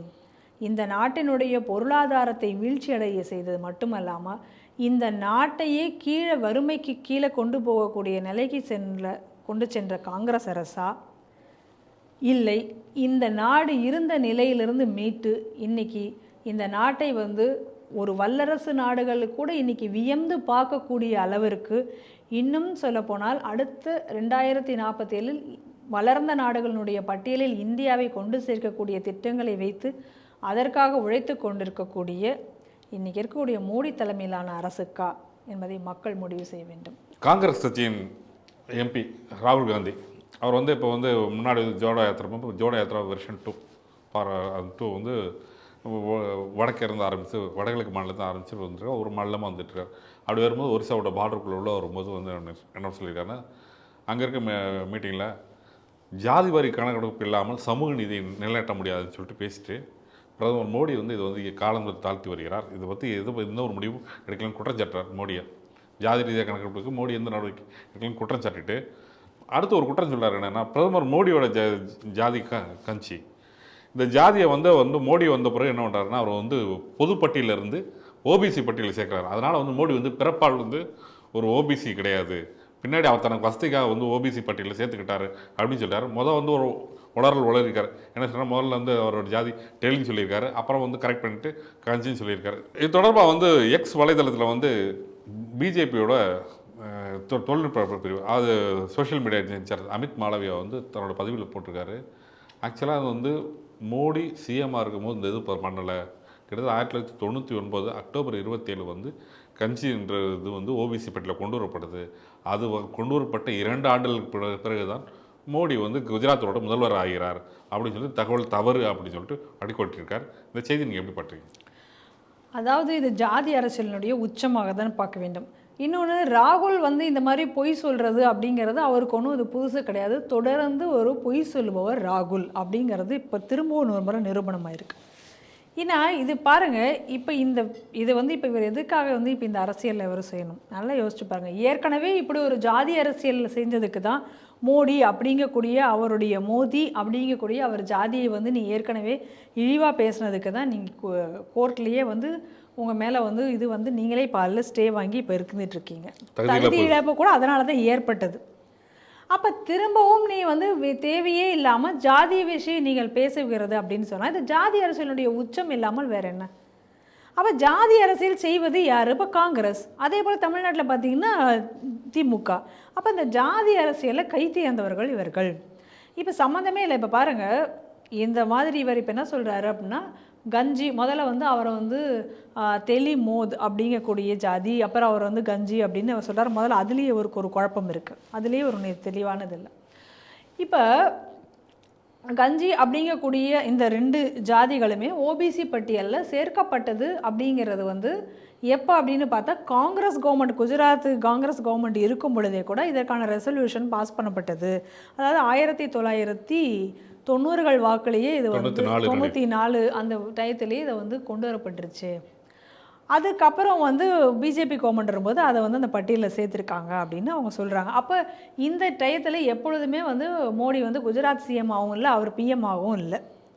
அப்போ எதுக்காக வந்து இப்படி அப்பட்டமான ஒரு பொய்யை நீங்கள் சொல்ல வேண்டும்? இந்த டயத்தில் அது இப்போ இது எதற்காக? ஏன்னா இப்போ வந்து ஒரு வெள்ளை அறிக்கை வெளியே வந்திருக்கக்கூடிய இந்த நேரத்தில் இதை வந்து இந்த வெள்ளை அறிக்கையினுடைய விஷயங்கள் வெளிவராமல் அதை மறப்பதற்காக இப்போ இந்த இடத்துல இன்னொரு ஜாதி அரசியல் செய்கிறாரா? இதுதான் நம்மளுடைய கேள்வி. ஏன்னா ஏற்கனவே பாருங்கள், தமிழகத்துலேயும் இப்படி தான். நீங்கள் வந்து ஏதாவது ஒரு விஷயம் வந்து இப்போ ஒரு ஊழல், இப்போ அண்ணாமலை வந்து ஒரு ஊழல் வந்து வெளியிடுகிறார், ஒரு டிஎம்கே ஃபைல்ஸ் 3 அப்படின்னு ஒன்று வெளியிடுகிறார் அப்படின்னு சொன்னால் இந்த பக்கம் வந்து ஏதாவது ஒரு ஜாதி அரசியல் பண்ணுற மாதிரியான, இல்லை ஒரு மத அரசியல், ஏதாவது ஒரு அது மாதிரியான ஒரு சென்சடைஸ் பண்ணக்கூடிய விஷயத்தை ஒன்று வந்து இந்த பக்கம் அவங்க கிளப்பிடுவாங்க. எனக்கு தெரிஞ்சு அப்பொழுது தான் பெரியார் உயிர் திருவார்னு நினைக்கிறேன். ஆமாம், அப்போ தான் வருவாராக இருக்கலாம். அந்த மாதிரி அதே ஒரு ட்ரெண்டு தான் இப்போ இன்றைக்கி வந்து இவரும் பண்ணுறாரு அப்படின்னு தோணுது. சரி, அதை விடுவோம். இப்போ ராகுல் வந்து என்ன சொல்லிக்கிறார், தன்னை என்ன சொல்லிக்கிறார், கவுல் பிராமணர் அப்படின்னு இவர் தான் சொல்லிக்கிறார். பிரதமர் மோடி எங்கேயாவது நான் வந்து மோதுனோ இல்லை கஞ்சின்னு எங்கேயாவது அவர் சொல்லிக்கிட்டாரா நான் பிற்படுத்தப்பட்ட அது மாதிரி அவர் எங்கேயுமே அவர் தன்னுடைய ஜாதி பேரை சொல்லி எங்கேயும் ஓட்டு கேட்டதாகவும் தெரியவில்லை, தன்னை அந்த மாதிரி ஒரு அடையாளப்படுத்தி கொண்டதாகவும் தெரியவில்லை. ஆனால் இவர் தான் தன்னை வந்து கவுல் பிராமணர், நான் பூணூல் போட்ட பிராமணன் சொல்லிட்டு இவர் தான் யாத்திரையெல்லாம் போகும்போதெல்லாம் சொல்லுவார். இப்போ நம்மளுடைய கேள்வி என்ன அப்படின்னு சொன்னால், ஏன் வந்து ராகுல் காந்தி அப்படின்னு சொல்லிட்டு காந்திங்கிற பேரை நீங்கள் வந்து சேர்த்துக்கொள்கிறீர்கள்? நேருவோடைய பேர் தானே வச்சுக்கணும். இப்போ காந்திங்கிற பேரை வச்சு நீங்கள் வந்து காந்தியோட ஒரு இதுங்கிற மாதிரி நீங்கள் உங்களை ஏமாற்றி கொண்டிருக்கிறீர்கள்னு மக்கள் கேள்வி கேட்கும் பொழுது இவங்க என்ன சொன்னாங்க அப்படின்னு சொன்னால், அது எப்படி நேருங்கிறது அம்மா வழி தானே, அப்பா வழியில் இருக்கிறது பேர் தான், அதனால் அப்படி எடுத்துக்கிட்டோம். ஃபெரோஸ் காந்தி, அதனால் அதுலேருந்து வந்த காந்தி அப்படின்னு சொன்னாங்க. அது கூட ஃபெரோஸ் காந்தி கிடையாது, ஃபெரோஸ் கந்தே அப்படிங்கிறது தான் அதனுடைய பேரே கூட. சரி, அப்படியே நீங்கள் அதெல்லாம் எடுத்துக்கிட்டீங்க அப்படின்னு சொன்னால் ஃபெரோஸ் காந்தி என்ன கவுல் பிராமணரா? இல்லை. அப்போ நீங்கள் எதுக்காக இப்போ கவுல் பிராமணன் நீ சொல்லி இப்போ பண்ணுற? அப்போ மொத்தத்தில் இந்த ஜாதி அரசியல் பண்ணுவது யார்? இது நம்ம இப்போ இந்த இடத்துல தெளிவாக நமக்கு தெரிஞ்சிருச்சு. அடுத்தது இதில் நம்ம பார்க்க வேண்டிய விஷயம் என்ன அப்படின்னு சொன்னால், இப்போ இவர் இவ்வளோ தூரம் இப்போ இதை வந்து இப்போ பேசுகிறாரு இல்லை இந்த விஷயத்தை, இப்போ இவங்க தான் இப்போ கொண்டு வந்தாங்க அப்படிங்கிறதுக்கும் இப்போ சொல்கிறாங்க. இப்போ நம்மளுடைய கேள்வி என்ன அப்படின்னா, சரி இப்போ இதை நீ சொல்லிட்டல, இப்போ இந்த 2 லிஸ்ட்டு இப்போ ஜாதியும் இப்போ அந்த ஓபிசி லிஸ்ட்லேருந்து இப்போ ஒரு எடுப்பாங்களா காங்கிரஸ்? இதை எடுக்கணும் அப்படின்னு சொல்லிட்டு இப்போ இவங்க தீர்மானம் போட போகிறாங்களா? இப்போ இந்த பேக்வர்ட் காஸ்ட்லேருந்து இதை எடுக்கணும் அப்படின்னு சொல்லிட்டு இப்போ இவங்க ஏதாவது ஒரு தீர்மானத்தை இவங்க போடுவார்களா அப்படிங்கக்கூடிய ஒரு கேள்வி நமக்கு இந்த இடத்துல காங்கிரஸ் கிட்டே எழுகிறது. நீங்கள் சொல்லிட்டீங்கல்ல அதில் வந்து வச்சுட்டாரு, அதனால் அதை வச்சு இப்போ ஊரை ஏமாற்றிட்டாரு அப்படின்னா இப்போ நீங்கள் அதிலேருந்து எடுக்கணும் அப்படின்னு சொல்லிட்டு ஒரு தீர்மானம் போடுங்க. இதை போட போகிறீர்களா? அப்போ இதெல்லாம் வந்து என்ன அப்படின்னு சொன்னால், நீங்கள் வந்து பொய்யா வந்து ஒரு ஹிட் அண்ட் ரன், ஒரு பொய்யா இப்போ வந்து ஒரு பொய்யை சொல்லிட வேண்டியது. அப்புறம் பொய் சொல்லிட்டு இப்போ இதே போல் தான் வந்து இதுலேயும் வந்து நாடாளுமன்றத்துலேயும் வந்து இதே போல் பேச வேண்டியது, ஏதாவது ஒரு பொய்யை சொல்லிட்டு ஓடிட வேண்டியது. அதாவது எதிர்கட்சிக்கு இவங்க பேச வேண்டியதெல்லாம் திட்டுறதெல்லாம் பேசிட்டு அந்த சைட்லேருந்து எதிர்கட்சியினர் பதில் சொல்வதற்குள்ளார அந்த இடத்துலேருந்து நீங்கள் வந்து போயிட வேண்டியது. இப்படி நிரந்தரமாக வந்து நீங்கள் மக்களை வந்து ஏதாவது ஒரு பிரிவினைவாதத்தை வைத்துக்கொண்டு ஒரு பிரிவினையை தூண்டக்கூடிய, இப்போ ஜாதியை வச்சு ஒரு பிரிவினை, அந்த பிரிவினை சொல்லி ஒரு அரசியல், இல்லைன்னா மதத்தை வைத்து மதத்தின் பெயரால் ஒரு பிரிவினை. இப்படி வந்து ஒரு பிரிவினை அரசியலை பண்ணி, ஏன்னா இவங்களுக்கு ஏன் இந்த ஒரு மனநிலை அப்படின்னு சொன்னால், வெள்ளைக்காரன் எப்படி ஆட்சி புரிஞ்சான்? வெள்ளைக்காரனுடைய ஆட்சி நம்ம நல்லா பார்த்தா அவன் வந்து அந்த மக்களை பிரித்து வைத்து தான் அவனை ஆட்சி பண்ணிகிட்டு இருந்தான். அப்போ அதே சிந்தனை, ஏன்னா இவர் வந்து மவுண்ட் பேட்டன் பிரபு கூட தான் இவங்க தாத்தா வந்து இவங்க கொள்ளு தாத்தா வந்து ரொம்ப நெருக்கமாக இருந்தார். அதனால் அந்த சிந்தனை அப்படியே இவங்களுடைய குடும்பத்திற்கு அப்படியே வந்திருக்கு அப்படின்னு நான் நினைக்கிறேன். ஏன்னா அந்த சிந்தனையிலேயே வந்ததுனால இப்போ இவங்களும் வந்து எப்படி வந்து பிரிவினை வச்சு இந்த மாதிரியாக ஒரு பிரிவினைவாத அரசியல் செய்வது. இப்போ மணிப்பூருக்கு போனால் அங்கே ஒரு கலவரத்தை மையப்படுத்தி அந்த பிரிவினையை வச்சு ஒரு அரசியல். இந்த ஜோடோ யாத்திரை முழுக்க அவர் பண்ணிகிட்டு இருந்த விஷயங்கள் இதுதான் இவர் பண்ணி கொண்டிருந்தார். இப்போ இதை தொடர்ந்து கொண்டிருக்கிறார். இன்னொரு விஷயம் இதில் நமக்கு என்ன வருதுன்னா, இவருக்கு இந்த மாதிரியான ஸ்கிரிப்டுகள் எல்லாம் முதல்ல இப்படிலாம் யார் இவங்களுக்கு வந்து எழுதி தர்றாங்க அப்படின்னே தெரில. இப்போ இந்த மக்கள் எல்லாம் இப்போ இந்த ஏற்கனவே வந்து இந்த ஜாதியை வந்து இவர் வந்து கிழிவுபடுத்தினார் அப்படின்னு சொல்லிட்டு தான் இவங்க இந்த ஏற்கனவே இவருக்கு இங்கே எதிர்ப்புகள்லாம் அதிகமாக வந்தது காங்கிரஸுக்கு. இப்போ இதை வந்து இப்போ இந்த மாதிரி பேசும் பொழுது இப்போ இந்த மக்கள் எல்லாம் ஒன்றிணைந்து இப்போ இவங்கெல்லாம் இவர் எதிர்ப்புக்க தான் போகிறாங்க. இப்போ இந்த மாதிரி ஒரு இடத்துலையும் இவராக வந்து இந்த மாதிரி பேசி இப்போ இவருடைய உழைப்பு எப்படி இருக்குன்னா, இவருடைய உழைப்பு மூலமாக பிஜேபிக்கு அது சாதகமாக ஆகிற மாதிரி இவர் வந்து தொடர்ந்து இவருக்கு வந்து ஸ்கிரிப்ட் யாரோ எழுதி தந்துட்டுருக்காங்கன்னு நினைக்கிறேன். ஏன்னா இவர் செய்கிற வேலைகள் எல்லாமே அப்படி தான் இருக்குது. ஏன்னா முதல்ல வந்து இந்த பாரத் ஜூடோ யாத்திரை வந்து ஒரு முதல் யாத்திரை இவர் போனார். ஏற்கனவே இருந்த பல மாநிலங்கள் வந்து பிஜேபிக்கு சாதகமாக பிஜேபி ஆட்சிக்கு வர மாதிரி ஆயிடுச்சு. காங்கிரஸ் கைவிட்டு போயிடுச்சு. இப்போ 2வது யாத்திரை இப்போ அவர் போகிறாரு. இப்போ அவர் போகும்பொழுது என்னென்னலாம் இப்போ வந்து திரும்ப மீண்டும் வந்து போதோ தெரியல. காரணம் என்ன அப்படின்னு சொன்னால், இவர்கள் வந்து நான் முன்னாடியே சொன்ன மாதிரி பிரிவினையை வைத்து ஒன்றா ஜாதி இல்லைன்னா மதம் இதை மையப்படுத்தி இந்த பிரிவினையை வைத்து இவர்கள் அரசியல் செய்து கொண்டிருப்பது இவங்களுடைய கணக்கு. ஆனால் அதே நேரத்தில் பிரதமர் மோடி அவர்கள் இந்த நாட்டினுடைய வளர்ச்சி திட்டங்களை மையப்படுத்தி ஒரு கிராமத்தையும் வறுமைப்படுத்தி, இன்னும் சொல்லப்போனால் பிரதமர் மோடி அவர்கள் என்ன சொல்கிறாருன்னா, இருக்கிறது 2 ஜாதி தான். ஒன்று வந்து வறுமை உட்பட்டவர்கள், ஏழை ஜாதி, இந்த மாதிரி இருக்கு. அப்போ வறுமையில் உள்ளவர்களை வறுமையிலிருந்து நாங்கள் மீட்கிறோம், அந்த வேலையை நாங்கள் தொடர்ந்து செய்து கொண்டிருக்கிறோம். ஸோ ஆனால் இவங்களும் செய்தார்கள் வறுமை ஒழிப்புன்னு இப்போ வரைக்கும் உங்களுடைய தேர்தல் அறிக்கையில் சொல்கிறாங்க. இத்தனை ஆண்டு காலத்தில் நீங்கள் என்ன வறுமையை ஒழிச்சிங்க அப்படிங்கக்கூடிய கேள்வி மக்கள் தெரிகிறது. ஆனால் இன்றைக்கி உண்மையிலேயே இந்த ஏழைகளுக்கான திட்டங்கள், இப்போ விவசாயிகளுடைய திட்டங்கள், அப்போ விவசாயிகளுக்கு கடன் மொத்தமே நீங்கள் வந்து வைவர் பண்ணுறதை மட்டுமே நீங்கள் வேலையாக வச்சுருந்தீங்க. ஆனால் அதே நேரத்தில் விவசாயத்திற்கான வளர்ச்சிக்கான திட்டங்கள் என்ன, எந்தெந்த இடத்துல விவசாயிகளுக்கு பிரச்சனைகள் ஏற்படுகிறது, அப்போ அந்த பிரச்சனைகளை குறைப்பதன் மூலமாக விவசாயினுடைய தற்கொலை, அவங்களுடைய லோனை வந்து அவங்களுடைய கடனை குறைப்பது, அந்த மாதிரியான ஒரு நலத்திட்டங்களை வந்து முன்வைத்தார். அப்போ அதனால் என்னாச்சு அப்படின்னா, இன்றைக்கி அக்ரிகல்ச்சர் டெவலப் ஆகிறது. ஒரு டிபார்ட்மெண்ட் இன்றைக்கி கிராமங்கள் வந்து தன்னிறைவு பெற்ற கிராமங்களாக இருக்கணும்னு சொல்லிட்டு ஒரு கிராமங்களிலேயுமே எப்படி வந்து ஐடி எல்லாமே அந்த கிராமங்களில் வந்து போய் சேர வேண்டும். இன்றைக்கி ஐடி செக்டர் வரைக்கும் இன்டர்நெட் வரைக்கும் இப்போ இன்றைக்கி எல்லா கிராமங்களையும் ரீச் ஆகிற அளவுக்கு இன்றைக்கி கொண்டு வந்திருக்காங்களே.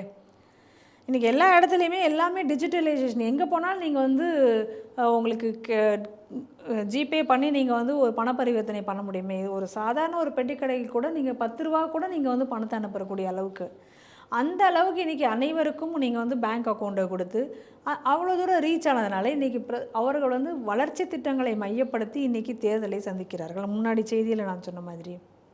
அப்போ இவர்கள் இதை வைத்து இன்றைக்கி சந்திக்கும் பொழுது இவர்கள் தோல்வியை தொடர்ந்து சந்தித்து கொண்டிருக்கிறார்கள். அப்போ இதை எல்லாத்தையும் டைவர்ட் பண்ணுவதற்கு வந்து என்ன பண்ணுறது அப்படின்னு தெரியாத ஒரு சூழ்நிலையில் இந்த மாதிரியான ஒரு பொய் பிரச்சாரத்தை செய்து அதன் மூலமாக இன்றைக்கி வந்து இந்த நாட்டில் வந்து ஒரு பிரிவினைவாதத்தை இவர்கள் ஏற்படுத்தி தொடர்ந்து செய்து வருகிறார். ஆனால் அதுவும் இன்னொரு பக்கம் இன்றைக்கி வந்து பிஜேபிக்கு சாதகமாகி கொண்டு வருகிறது என்பதையும் நாம் மறுக்க முடியாது. பாரத ரத்னா விருது இந்தியாவில் உயரிய விருது, அது ஒரு உச்சத்தில் இருக்கக்கூடிய ஒரு விருதுன்னு சொல்லலாம். பாரத ரத்னா சமீபத்தில் அத்வானி கூட அறிவிச்சிருந்தார்கள். அதை தொடர்ந்து இன்று வந்து ஒரு 3 நபர்களுக்கு அறிவித்திருக்கார்கள். யாருன்னு பார்த்தீங்கன்னா, சௌத்ரி சரண் சிங் முன்னாள் பிரதமர், PV நரசிம்மராவ் அவர் முன்னாள் பிரதமராக இருந்தவர், வேளாண் விஞ்ஞானி MS சுவாமிநாதன், இந்த 3 பேருக்கும் வந்து பாரத ரத்னா விருது அறிவிச்சிருக்காரு. இது தொடர்பாக மோடி அவர்கள், பாரத பிரதமர் மோடி அவர்கள் சொல்ல போகும்போது என்ன சொல்கிறாருன்னா வந்து, சௌத்ரி சரண் சிங் உத்தரப்பிரதேசத்தை சேர்ந்தவர். அவர் பார்த்தீங்கன்னா வந்து உத்தரப்பிரதேச முதல்வராக இருந்திருக்கார், உள்துறை அமைச்சராக இருந்திருக்கார், பிரதமராக இருந்திருக்கார். அவர் காலகட்டத்தில் தேசத்திற்கான ஒரு உத்வேகத்தை கொடுக்கக்கூடிய அமைப்பை வந்து செயல்பட்டவர்னு சொல்லிட்டு அவரை பற்றி புகழாரம் சொல்கிறாரு.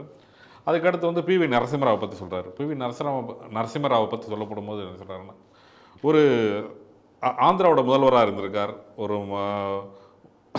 ஒரு மத்திய அமைச்சராக இருந்திருக்கார், அதே நேரத்தில் பாரத பிரதமராக இருந்திருக்கார். அவர் எல்லா ரோல்லையும் தனது சிறப்பு வாய்ந்த அம்சங்களில் பண்ணியிருக்கார். மேலும் நாட்டிற்காக பொருளாதார வளர்ச்சிக்கு அடித்தளம் அமைத்தவரே அவர் தான் அப்படின்னு சொல்லிட்டு புகழாரம் கொடுக்குறார். அதன் பின் வந்து தமிழகத்தை சேர்ந்த எம்.எஸ். சுவாமிநாதன். உண்மையிலே பார்த்தீங்கன்னா தமிழகத்திற்கு மிகப்பெரிய மோடி அவர்கள் புகழாரம் கொடுத்துக்கிட்டே தான் இருக்காருன்னு சொல்லலாம். இப்போ தமிழக சுவாமிநாதன் பார்த்தீங்கன்னா வந்து இக்கட்டான சூழ்நிலை இருந்த காலகட்டத்தில் வந்து இந்தியாவோட இன்னொரு வளர்ச்சி பாதைக்கு, அது வேளாண் வளர்ச்சி பாதை கொண்டு சென்றவர் வந்து ஒரு எம்.எஸ். சுவாமிநாதன். அவருக்கு இந்த மாதிரி விருதுகள் கொடுப்பதில் வந்து மிகப்பெரிய பெருமை அடைக்கணும் அப்படின்னு சொல்லியிருக்காரு. இந்த செய்தி நீங்கள் எப்படி பார்க்குறீங்க? இந்த பாரத ரத்னா விருதுகள் அப்படிங்கிறது வந்து இன்றைக்கி பிரதமர் மோடி கொடுத்துருக்கிறது எல்லாமே பார்த்தோம்னா ஒரு மாஸ்டர் ஸ்ட்ரோக் அப்படின்னு சொல்லணும், மோடியோட ஒரு இது அப்படின்னு சொல்லிட்டு. இப்போ 3 பேருக்கு கொடுத்துருக்காங்க. இந்த 3 பேர் இதையும் நம்ம வந்து 3 விதமாக நம்ம வந்து பார்க்கலாம். இந்த எப்படி பார்த்தாலுமே இந்த பாரத ரத்னா விருதுகள் இவை எல்லாமே வந்து இதற்கு பின்னாடி வந்து ஏதோ ஒரு பொலிட்டிக்கல் விஷயங்கள் இருக்கத்தான் இருக்குது அப்படிங்கிறத நம்ம வந்து பார்க்கணும். அது எல்லா ஆட்சி காலத்துலேயும் இருக்கக்கூடிய ஒரு விஷயமாக தானே இருக்குது. அதே மாதிரி இதையும் நம்ம பார்க்கலாம். முதல்ல வந்து கர்பூரி தாக்கூர் அவருக்கு கொடுத்தது மூலமாக இப்போ என்ன பண்ணிட்டாங்க அப்படின்னு சொன்னால் பீகாரை இப்போ வின் பண்ணிட்டாங்க. எப்படி பாருங்கள், இப்போ கூட்டணி வந்து இப்போ பிஜேபி கையில் வந்தாச்சு மீண்டும். ஸோ இப்போ இனிமேல் பிஜேபி கையில் ஆட்சி வந்தாச்சு, அதை வந்து ஜெயிச்சிட்டார். இப்போ இது ஒரே ஒரு ஸ்ட்ரோக் அதை பண்ணது. அதுக்கு அடுத்து இவங்க என்ன பண்ணாங்க, காங்கிரஸ்காரங்க எப்படியாவது வந்து, ஏன்னா காங்கிரஸ்காரங்க நம்ம பல நியூஸ்களை நம்ம பார்த்த பிறகு எப்பயுமே ஜாதி அரசியல் ஒரு பிரிவினைவாத அரசியலே செய்து கொண்டிருக்கக்கூடிய ஒரு காங்கிரஸ் ஜாட் மக்களை வந்து நம்ம பிஜேபிக்கு எதிராக திருப்பி விட்டு இதை வந்து ஒரு வேலை இவர்கள் தொடர்ந்து செய்து கொண்டிருந்தார்கள். நொய்டாலெல்லாம் அங்கங்கே போராட்டங்கள் இதெல்லாம் பண்ணிகிட்டு இருந்தாங்க. இப்போ இவர் என்ன பண்ணிட்டாரு, சௌத்ரி சரண் சிங் கொடுத்தது மூலமாக இப்போ அந்த மக்களுடைய மனங்களை ஈஸியாக வென்று விட்டார்கள். இன்னும் சொல்லப்போனால் இன்றைக்கி வந்து இந்த ஜாட்டின மக்கள் முழுக்கவே வந்து பிஜேபிக்கு முழு ஆதரவு, உங்களுக்கு தான் நாங்கள் முழு ஆதரவு தெரிவிக்கிறோம் அப்படிங்கக்கூடியதை சொல்லிட்டாங்க. இன்னும் சொல்லப்போனால் வெஸ்ட் பெங்கால், மத்திய பிரதேஷ், ஹரியானா இந்த மாநிலங்கள் இருக்கக்கூடிய இந்த ஜாட் இருக்கக்கூடிய மக்கள் எல்லாருடைய ஓட்டுக்களையும் ஒரு மாதிரி செக்யூர் பண்ணிட்டார் இதில் மூலமாக. இன்னும் சொல்லப்போனால் சமாஜ்வாடி கட்சி இன்றைக்கி வந்து கூட்டணியை இழந்து போகக்கூடிய ஒரு நிலையும் கூட இன்றைக்கி இந்த ஒரு ஸ்ட்ரோக்கில் முடிச்சிட்டார். அடுத்ததாக இவர் வந்து யாருக்கு கொடுத்துருக்காரு அப்படின்னு சொல்லி பார்த்தோம்னா நரசிம்மராவ் அவர்களுடைய பொலிட்டிக்கல் கேரியர் அப்படிங்கிறத பார்த்தோம் அப்படின்னு சொன்னால் ஒரு மிக நீண்ட ஒரு பொலிட்டிக்கல் கேரியர் அவரோடது. இன்றைக்கி இருக்கக்கூடிய காங்கிரஸ் கட்சிக்காரர்கள் மாதிரி கிடையாது. ஒரு அடிப்படையிலிருந்து வந்த ஒரு மிகப்பெரிய ஒரு காங்கிரஸ் அவர்னு சொல்லலாம். ஏன்னா எம்எல்ஏலேருந்து தொடங்கி அவருடைய பயணம் தொடங்கி அவர் வந்து பிரதமர் மந்திரியாக வரைக்கும் இருந்திருக்கிறார் என்பதை நம்ம பார்க்குறோம். ஆனால் உண்மையிலேயே இவருக்கு வந்து காங்கிரஸ் தான் இந்த விருதை கொடுத்துருக்க வேண்டும், ஆனால் அவர்கள் கொடுக்கவில்லை. இன்றைக்கி வந்து பிரதமர் மோடி அரசாங்கம், பாஜக அரசாங்கம் தான் அவர் கொடுத்துருக்கிறது. என்ன நரசிம்மராவிடம் இன்னும் நம்ம வந்து சில விஷயங்கள் நம்ம வந்து பார்க்கணும் அப்படின்னு சொன்னால், நரசிம்மராவ் தான் இன்றைக்கி வந்து இருக்கக்கூடிய இந்தியன் எக்கானமி, அதனுடைய வந்து ஒரு மாடர்ன் இந்தியன் எக்கானமி, இன்றைக்கி வந்து ஆர்கிடெக்ட் ஆஃப் இந்தியன் எக்கானமின்னு சொன்னால் நரசிம்மராவ் அவர்களை தான் சொல்லணும். ஏன்னா அதற்கு முன்னாடி வரைக்கும் இந்த கம்யூனிஸ்ட் சோஷியலிஸ்ட் எக்கானமியாக இருந்தது, அதிலிருந்து விடுவித்து லிபரல் எக்கானமியாக ஆக்கினதனுடைய விளைவு தான் இன்றைக்கி வந்து இந்தியாவினுடைய பொருளாதாரம் எந்த அளவுக்கு கொண்டு வந்திருக்க முடிகிறது அப்படின்னா நரசிம்மராவ் தான் காரணம். அன்னைக்கு எதிர்க்கட்சியாக பிஜேபி இருந்த பொழுது கூட இந்த விஷயங்களை ஆதரிக்கத்தான் ஆதரித்தார்கள். சில அன்மைண்ட்ஃபுல் விஷயங்களை மட்டும் எதிர்த்தார்களே தவிர மற்றபடி ஓவரால் விஷயங்களை அன்னைக்கு பிஜேபி எதிர்க்கவில்லை என்பதையும் நம்ம பார்க்கணும். ஆனால் இதே காங்கிரஸ் இந்த நரசிம்மராவ் அவர்களை சிறிது கூட மதிக்கவில்லை என்பதை பார்க்கணும். எப்படி சொல்கிறேன்னா, நரசிம்மராவ் அவர்கள் இறந்த பொழுது காங்கிரஸினுடைய அலுவலகத்துக்கு கூட அவருடைய பூத உடலை எடுத்து செல்வதற்கு அவர்கள் அஞ்சலிக்கு கூட அங்கே வைக்கிறதற்கு காங்கிரஸ் அன்றைக்கி தயாராக இல்லை என்பதை நம்ம பார்க்கிறோம். ஆனால் அந்த அளவுக்கு காங்கிரஸ் வந்து அவங்களுக்கு வந்து அந்த குடும்ப ஆட்சியை தவிர அதை பற்றி வேறு ஆட்களை பற்றி அவர்களுக்கு கவலை கிடையாது என்பதை நம்ம பார்க்கணும். ஆனால் எதிர்க்கட்சியாக இன்றைக்கி பாஜக இருந்தாலும் கூட யார் அதற்குரிய ஆட்களோ அவர்களுக்கு வந்து பார்த்து இன்றைக்கி வந்து செய்வதில் அப்படி என்பதில் இன்றைக்கி பாஜக. ஏன்னா போன தடவை பார்த்திங்கன்னா பிரணாப் முகர்ஜி அவர்களை கொடுத்தோம். பிரணாப் முகர்ஜிக்கும் காங்கிரஸ்காரர் தான், அவரும் எதிர்கட்சிக்காரர்கள் அப்படின்னு சொல்லிட்டு தங்களுடைய கட்சிக்காரர்கள் தான் கொடுக்கறது அப்படிங்கிறது காங்கிரஸ் இவ்வளவு நாளாக வைத்து கொண்டிருந்த ஒரு ட்ரெண்டு. ஆனால் அதை தாண்டி எதிர்க்கட்சியாக இருந்தாலும் ஒரு சரியான ஆட்களை தேர்ந்தெடுத்து கொடுப்பது அப்படிங்கிறது பாஜக ஆட்சி வந்ததுக்கு அப்புறம் தான் இதையெல்லாம் நடந்திருக்கிறது. காரணம் என்ன, இந்த விருதை இப்படி நம்ம கொடுக்குறோம் அப்படின்னு சொன்னால், நேஷன் ஃபர்ஸ்ட், ஏற்கனவே நான் சொன்ன மாதிரி பிஜேபியினுடைய ஒரு கொள்கை நேஷன் ஃபர்ஸ்ட் அப்ரோச் அப்படிங்கிறது. இன்னும் சொல்ல போனால் பிஆர் அம்பேத்கருக்கு கூட பாரத ரத்னா விருது எப்போ கிடைச்சது அப்படின்னு சொன்னால், அது காங்கிரஸ் ஆட்சியில் கிடைக்கல. நல்லா நம்ம பார்க்கணும். 1990 விபி சிங் ஆட்சி இருக்கும் பொழுது, பிஜேபி அலையன்ஸில் இருக்கும் பொழுது தான் பிஆர் அம்பேத்கருக்கு கூட இந்த விருது அப்படி என்பது வழங்கப்பட்டது அப்படிங்கிறத நம்ம தெளிவாக இந்த இடத்துல நம்ம பார்க்கணும். அப்போ ஒரு விருது அப்படிங்கக்கூடியது, அந்த விருதுக்கு உரியவர்களை இவ்வளோ அரசியல் ரீதியாக இருந்தாலும் கூட, அந்த அரசியல் ரீதியிலும் கூட அவர்கள் என்ன பண்ணி கொண்டிருந்தாங்கன்னா, தங்கள் கட்சிகளை சார்ந்த தங்களுடைய குடும்பத்தை சார்ந்த அப்படி தான் அது இருந்ததே தவிர, அதை விட்டு இவர்கள், ஏன்னா இந்திரா காந்தி தனக்கு தானே கொடுத்து கொண்டார், அதான் நீங்கள் பார்க்கணும். ஆனால் அதை தாண்டி வெளியில் வந்தது இல்லை அப்படிங்கிறதையும் நம்ம பார்க்குறோம். ஆனால் அதையும் தாண்டி இன்றைக்கி அதற்கு ஒரு அரசியல் கண்ணோட்டம் இருந்தாலும் கூட, அதில் இன்றைக்கி ஒரு அதே நேரத்தில் அதுக்குரிய தகுதி அந்த நாட்டிற்கு அவர்கள் என்ன செய்திருக்கிறார்கள் என்கக்கூடிய விஷயத்தையும் கலந்து பார்த்து தான் இன்றைக்கி இந்த விருதுகளை இன்றைக்கி கொடுத்துருக்கிறார்கள் என்பதை பார்க்குறோம். இன்னொரு விஷயம் என்ன பார்த்தீங்கன்னா, நரசிம்மராவுக்கு வழங்கப்பட்டதன் மூலமாக இன்னொரு பாயிண்ட்டையும் நம்ம பார்க்கணும். தெலுங்கு தேச மாநிலங்களில் இதற்குரிய ஒரு இது இருக்கும். ஏன்னா இன்றைக்கி அந்த மாநிலத்தை சார்ந்த ஒருத்தருக்கும் கூட இன்றைக்கி அந்த விருதை வழங்கி அந்த மாநிலத்தையும் இன்றைக்கி அவர் கவர் பண்ணியிருக்கார். அந்த மாநிலத்தில் உள்ள மக்கள் மீதும் ஒரு குட் புக்ஸில் இன்றைக்கி இந்த கட்சியானது வருவதற்கு ஒரு விஷயத்தை இன்றைக்கி அவர் செய்திருக்கிறார். அடுத்ததாக மூன்றாவதாக கொடுக்கப்பட்டிருக்கிறது சாமிநாதன் அவர்களுக்கு கொடுத்திருக்கிறார்கள். அவர் மிகப்பெரிய ஒரு வேளாண் விஞ்ஞான். அவரோட முக்கியமான விஷயம் என்ன அப்படின்னு பார்த்தோம் அப்படின்னு சொன்னால், அன்னைக்கு இந்த உணவு கிரீன் ரெவல்யூஷன் அப்படிங்கிறத அன்றைக்கி அவர் கொண்டு வரலை அப்படின்னு சொன்னால், இந்தியா மிகப்பெரிய அளவில் உணவு பஞ்சத்தை சந்தித்திருக்கும். மக்கள் மிகப்பெரிய அளவில் கஷ்டப்பட்டிருப்பாங்க. அதை இன்றைக்கி உணவு பஞ்சம் இல்லாமல் இந்த அளவுக்கு இன்றைக்கி இன்றைக்கி உணவு தானியங்கள் இங்கே இருக்குது விளைகிறதுனா, அதற்கு எம்.எஸ். சுவாமிநாதன் அவர்களுடைய பணி அப்படிங்கிறது மிக இதுவான பணி. அதனால் இன்றைக்கி அவருக்கு அந்த விருதை கொடுத்திருக்கிறார்கள். மிக நீண்ட நாட்களுக்கு பிறகு ஒரு அறிவியல் துறையில் உள்ள ஒரு விஞ்ஞானி அந்த மாதிரி ஒரு ஆட்களுக்கு கொடுக்கப்பட்டிருக்கிறது அப்படிங்கிறத நம்ம இதில் பார்க்கணும். இதில் என்ன இந்த இதில் நம்ம என்ன தெரிஞ்சுக்கணும் அப்படின்னா, இது மூலமாக இன்றைக்கி இருக்கக்கூடிய அறிவியல் உலகத்திற்கு இன்றைக்கி பிரதமர் மோடி அவர்கள் கொடுத்துருக்கக்கூடிய மெசேஜ் என்ன அப்படின்னு சொன்னால், இந்த நாட்டிற்காக அவர்கள் செய்யக்கூடிய ஒரு கண்டுபிடிப்போ இல்லை அவர்கள் செய்யக்கூடிய ஒரு செயல் அப்படிங்கிறது இந்த நாட்டினுடைய வறுமையை ஒழிக்கக்கூடியதாக, இந்த நாட்டினுடைய முன்னேற்றத்திற்கு ஒரு வலுவான ஒரு விஷயமாக இருக்கக்கூடியதாக இருந்தால் அதற்கு உரிய ஒரு விருது அப்படிங்கிறது வழங்கப்படும். அதற்கு உரிய ஒரு மரியாதை என்பது இந்த நாட்டில், இந்த தேசத்தில் அவர்களுக்கு கிடைக்கும் அப்படிங்கக்கூடிய ஒரு செய்தியை இதன் மூலமாக அவர் அதில் சொல்லியிருக்கிறார். அதனால் இன்றைக்கி இந்த வழங்கப்பட்டிருக்கக்கூடிய இந்த பாரத ரத்னா விருதுகள் என்பது சரியாக உரியவர்களுக்கு, அதற்கு பின்னால் சில அரசியல் கணக்குகள் இருந்தாலும் கூட, ஆனால் உரியவர்களுக்கு இன்றைக்கி அது வழங்கப்பட்டிருக்கிறது அப்படிங்கிறத நம்ம பார்க்கணும். அப்போ இன்றைக்கி அந்த விருது என்பது தகுதியானவர்களுக்கு மட்டுமே இன்றைக்கி வழங்கப்பட்டிருக்கிறது அப்படிங்கிறத நம்ம பார்க்குறோம். இவ்வளோ நாள் காங்கிரஸ் ஆட்சியில் வழங்கப்பட்ட விருதுகள் எல்லாமே அவர்களுக்கு உரியவர்களுக்கு, அவங்களுடைய அரசியலுக்கு ஆதாயமானவர்களுக்கு மட்டும்தான் இன்றைக்கி வழங்கப்பட்டிருக்கு. அதை தாண்டி யாருக்கும் சொல்ல. இன்னும் சொல்லப்போனால் காங்கிரஸ் கட்சியை சேர்ந்தவர்களுக்கே கூட அந்த கட்சி எதுவும் கௌரவிக்கவில்லை என்பதையும் நம்ம பார்த்துக்கணும்.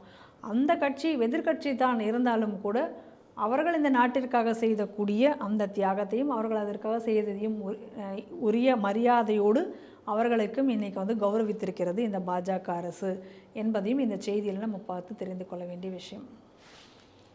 நன்றி மேடம். நன்றி.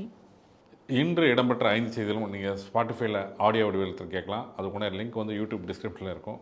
இத்துடன் செய்திகள் சிந்தனை நிகழ்ச்சி நிறைவடைது. மீண்டும் அடுத்த ஒரு நிகழ்ச்சியை சந்திக்கிற மாதிரி உங்களுக்கு விடைபெறுகிறேன். நன்றி, வணக்கம், ஜெய்ஹிந்த். ஜெய்ஹிந்த்.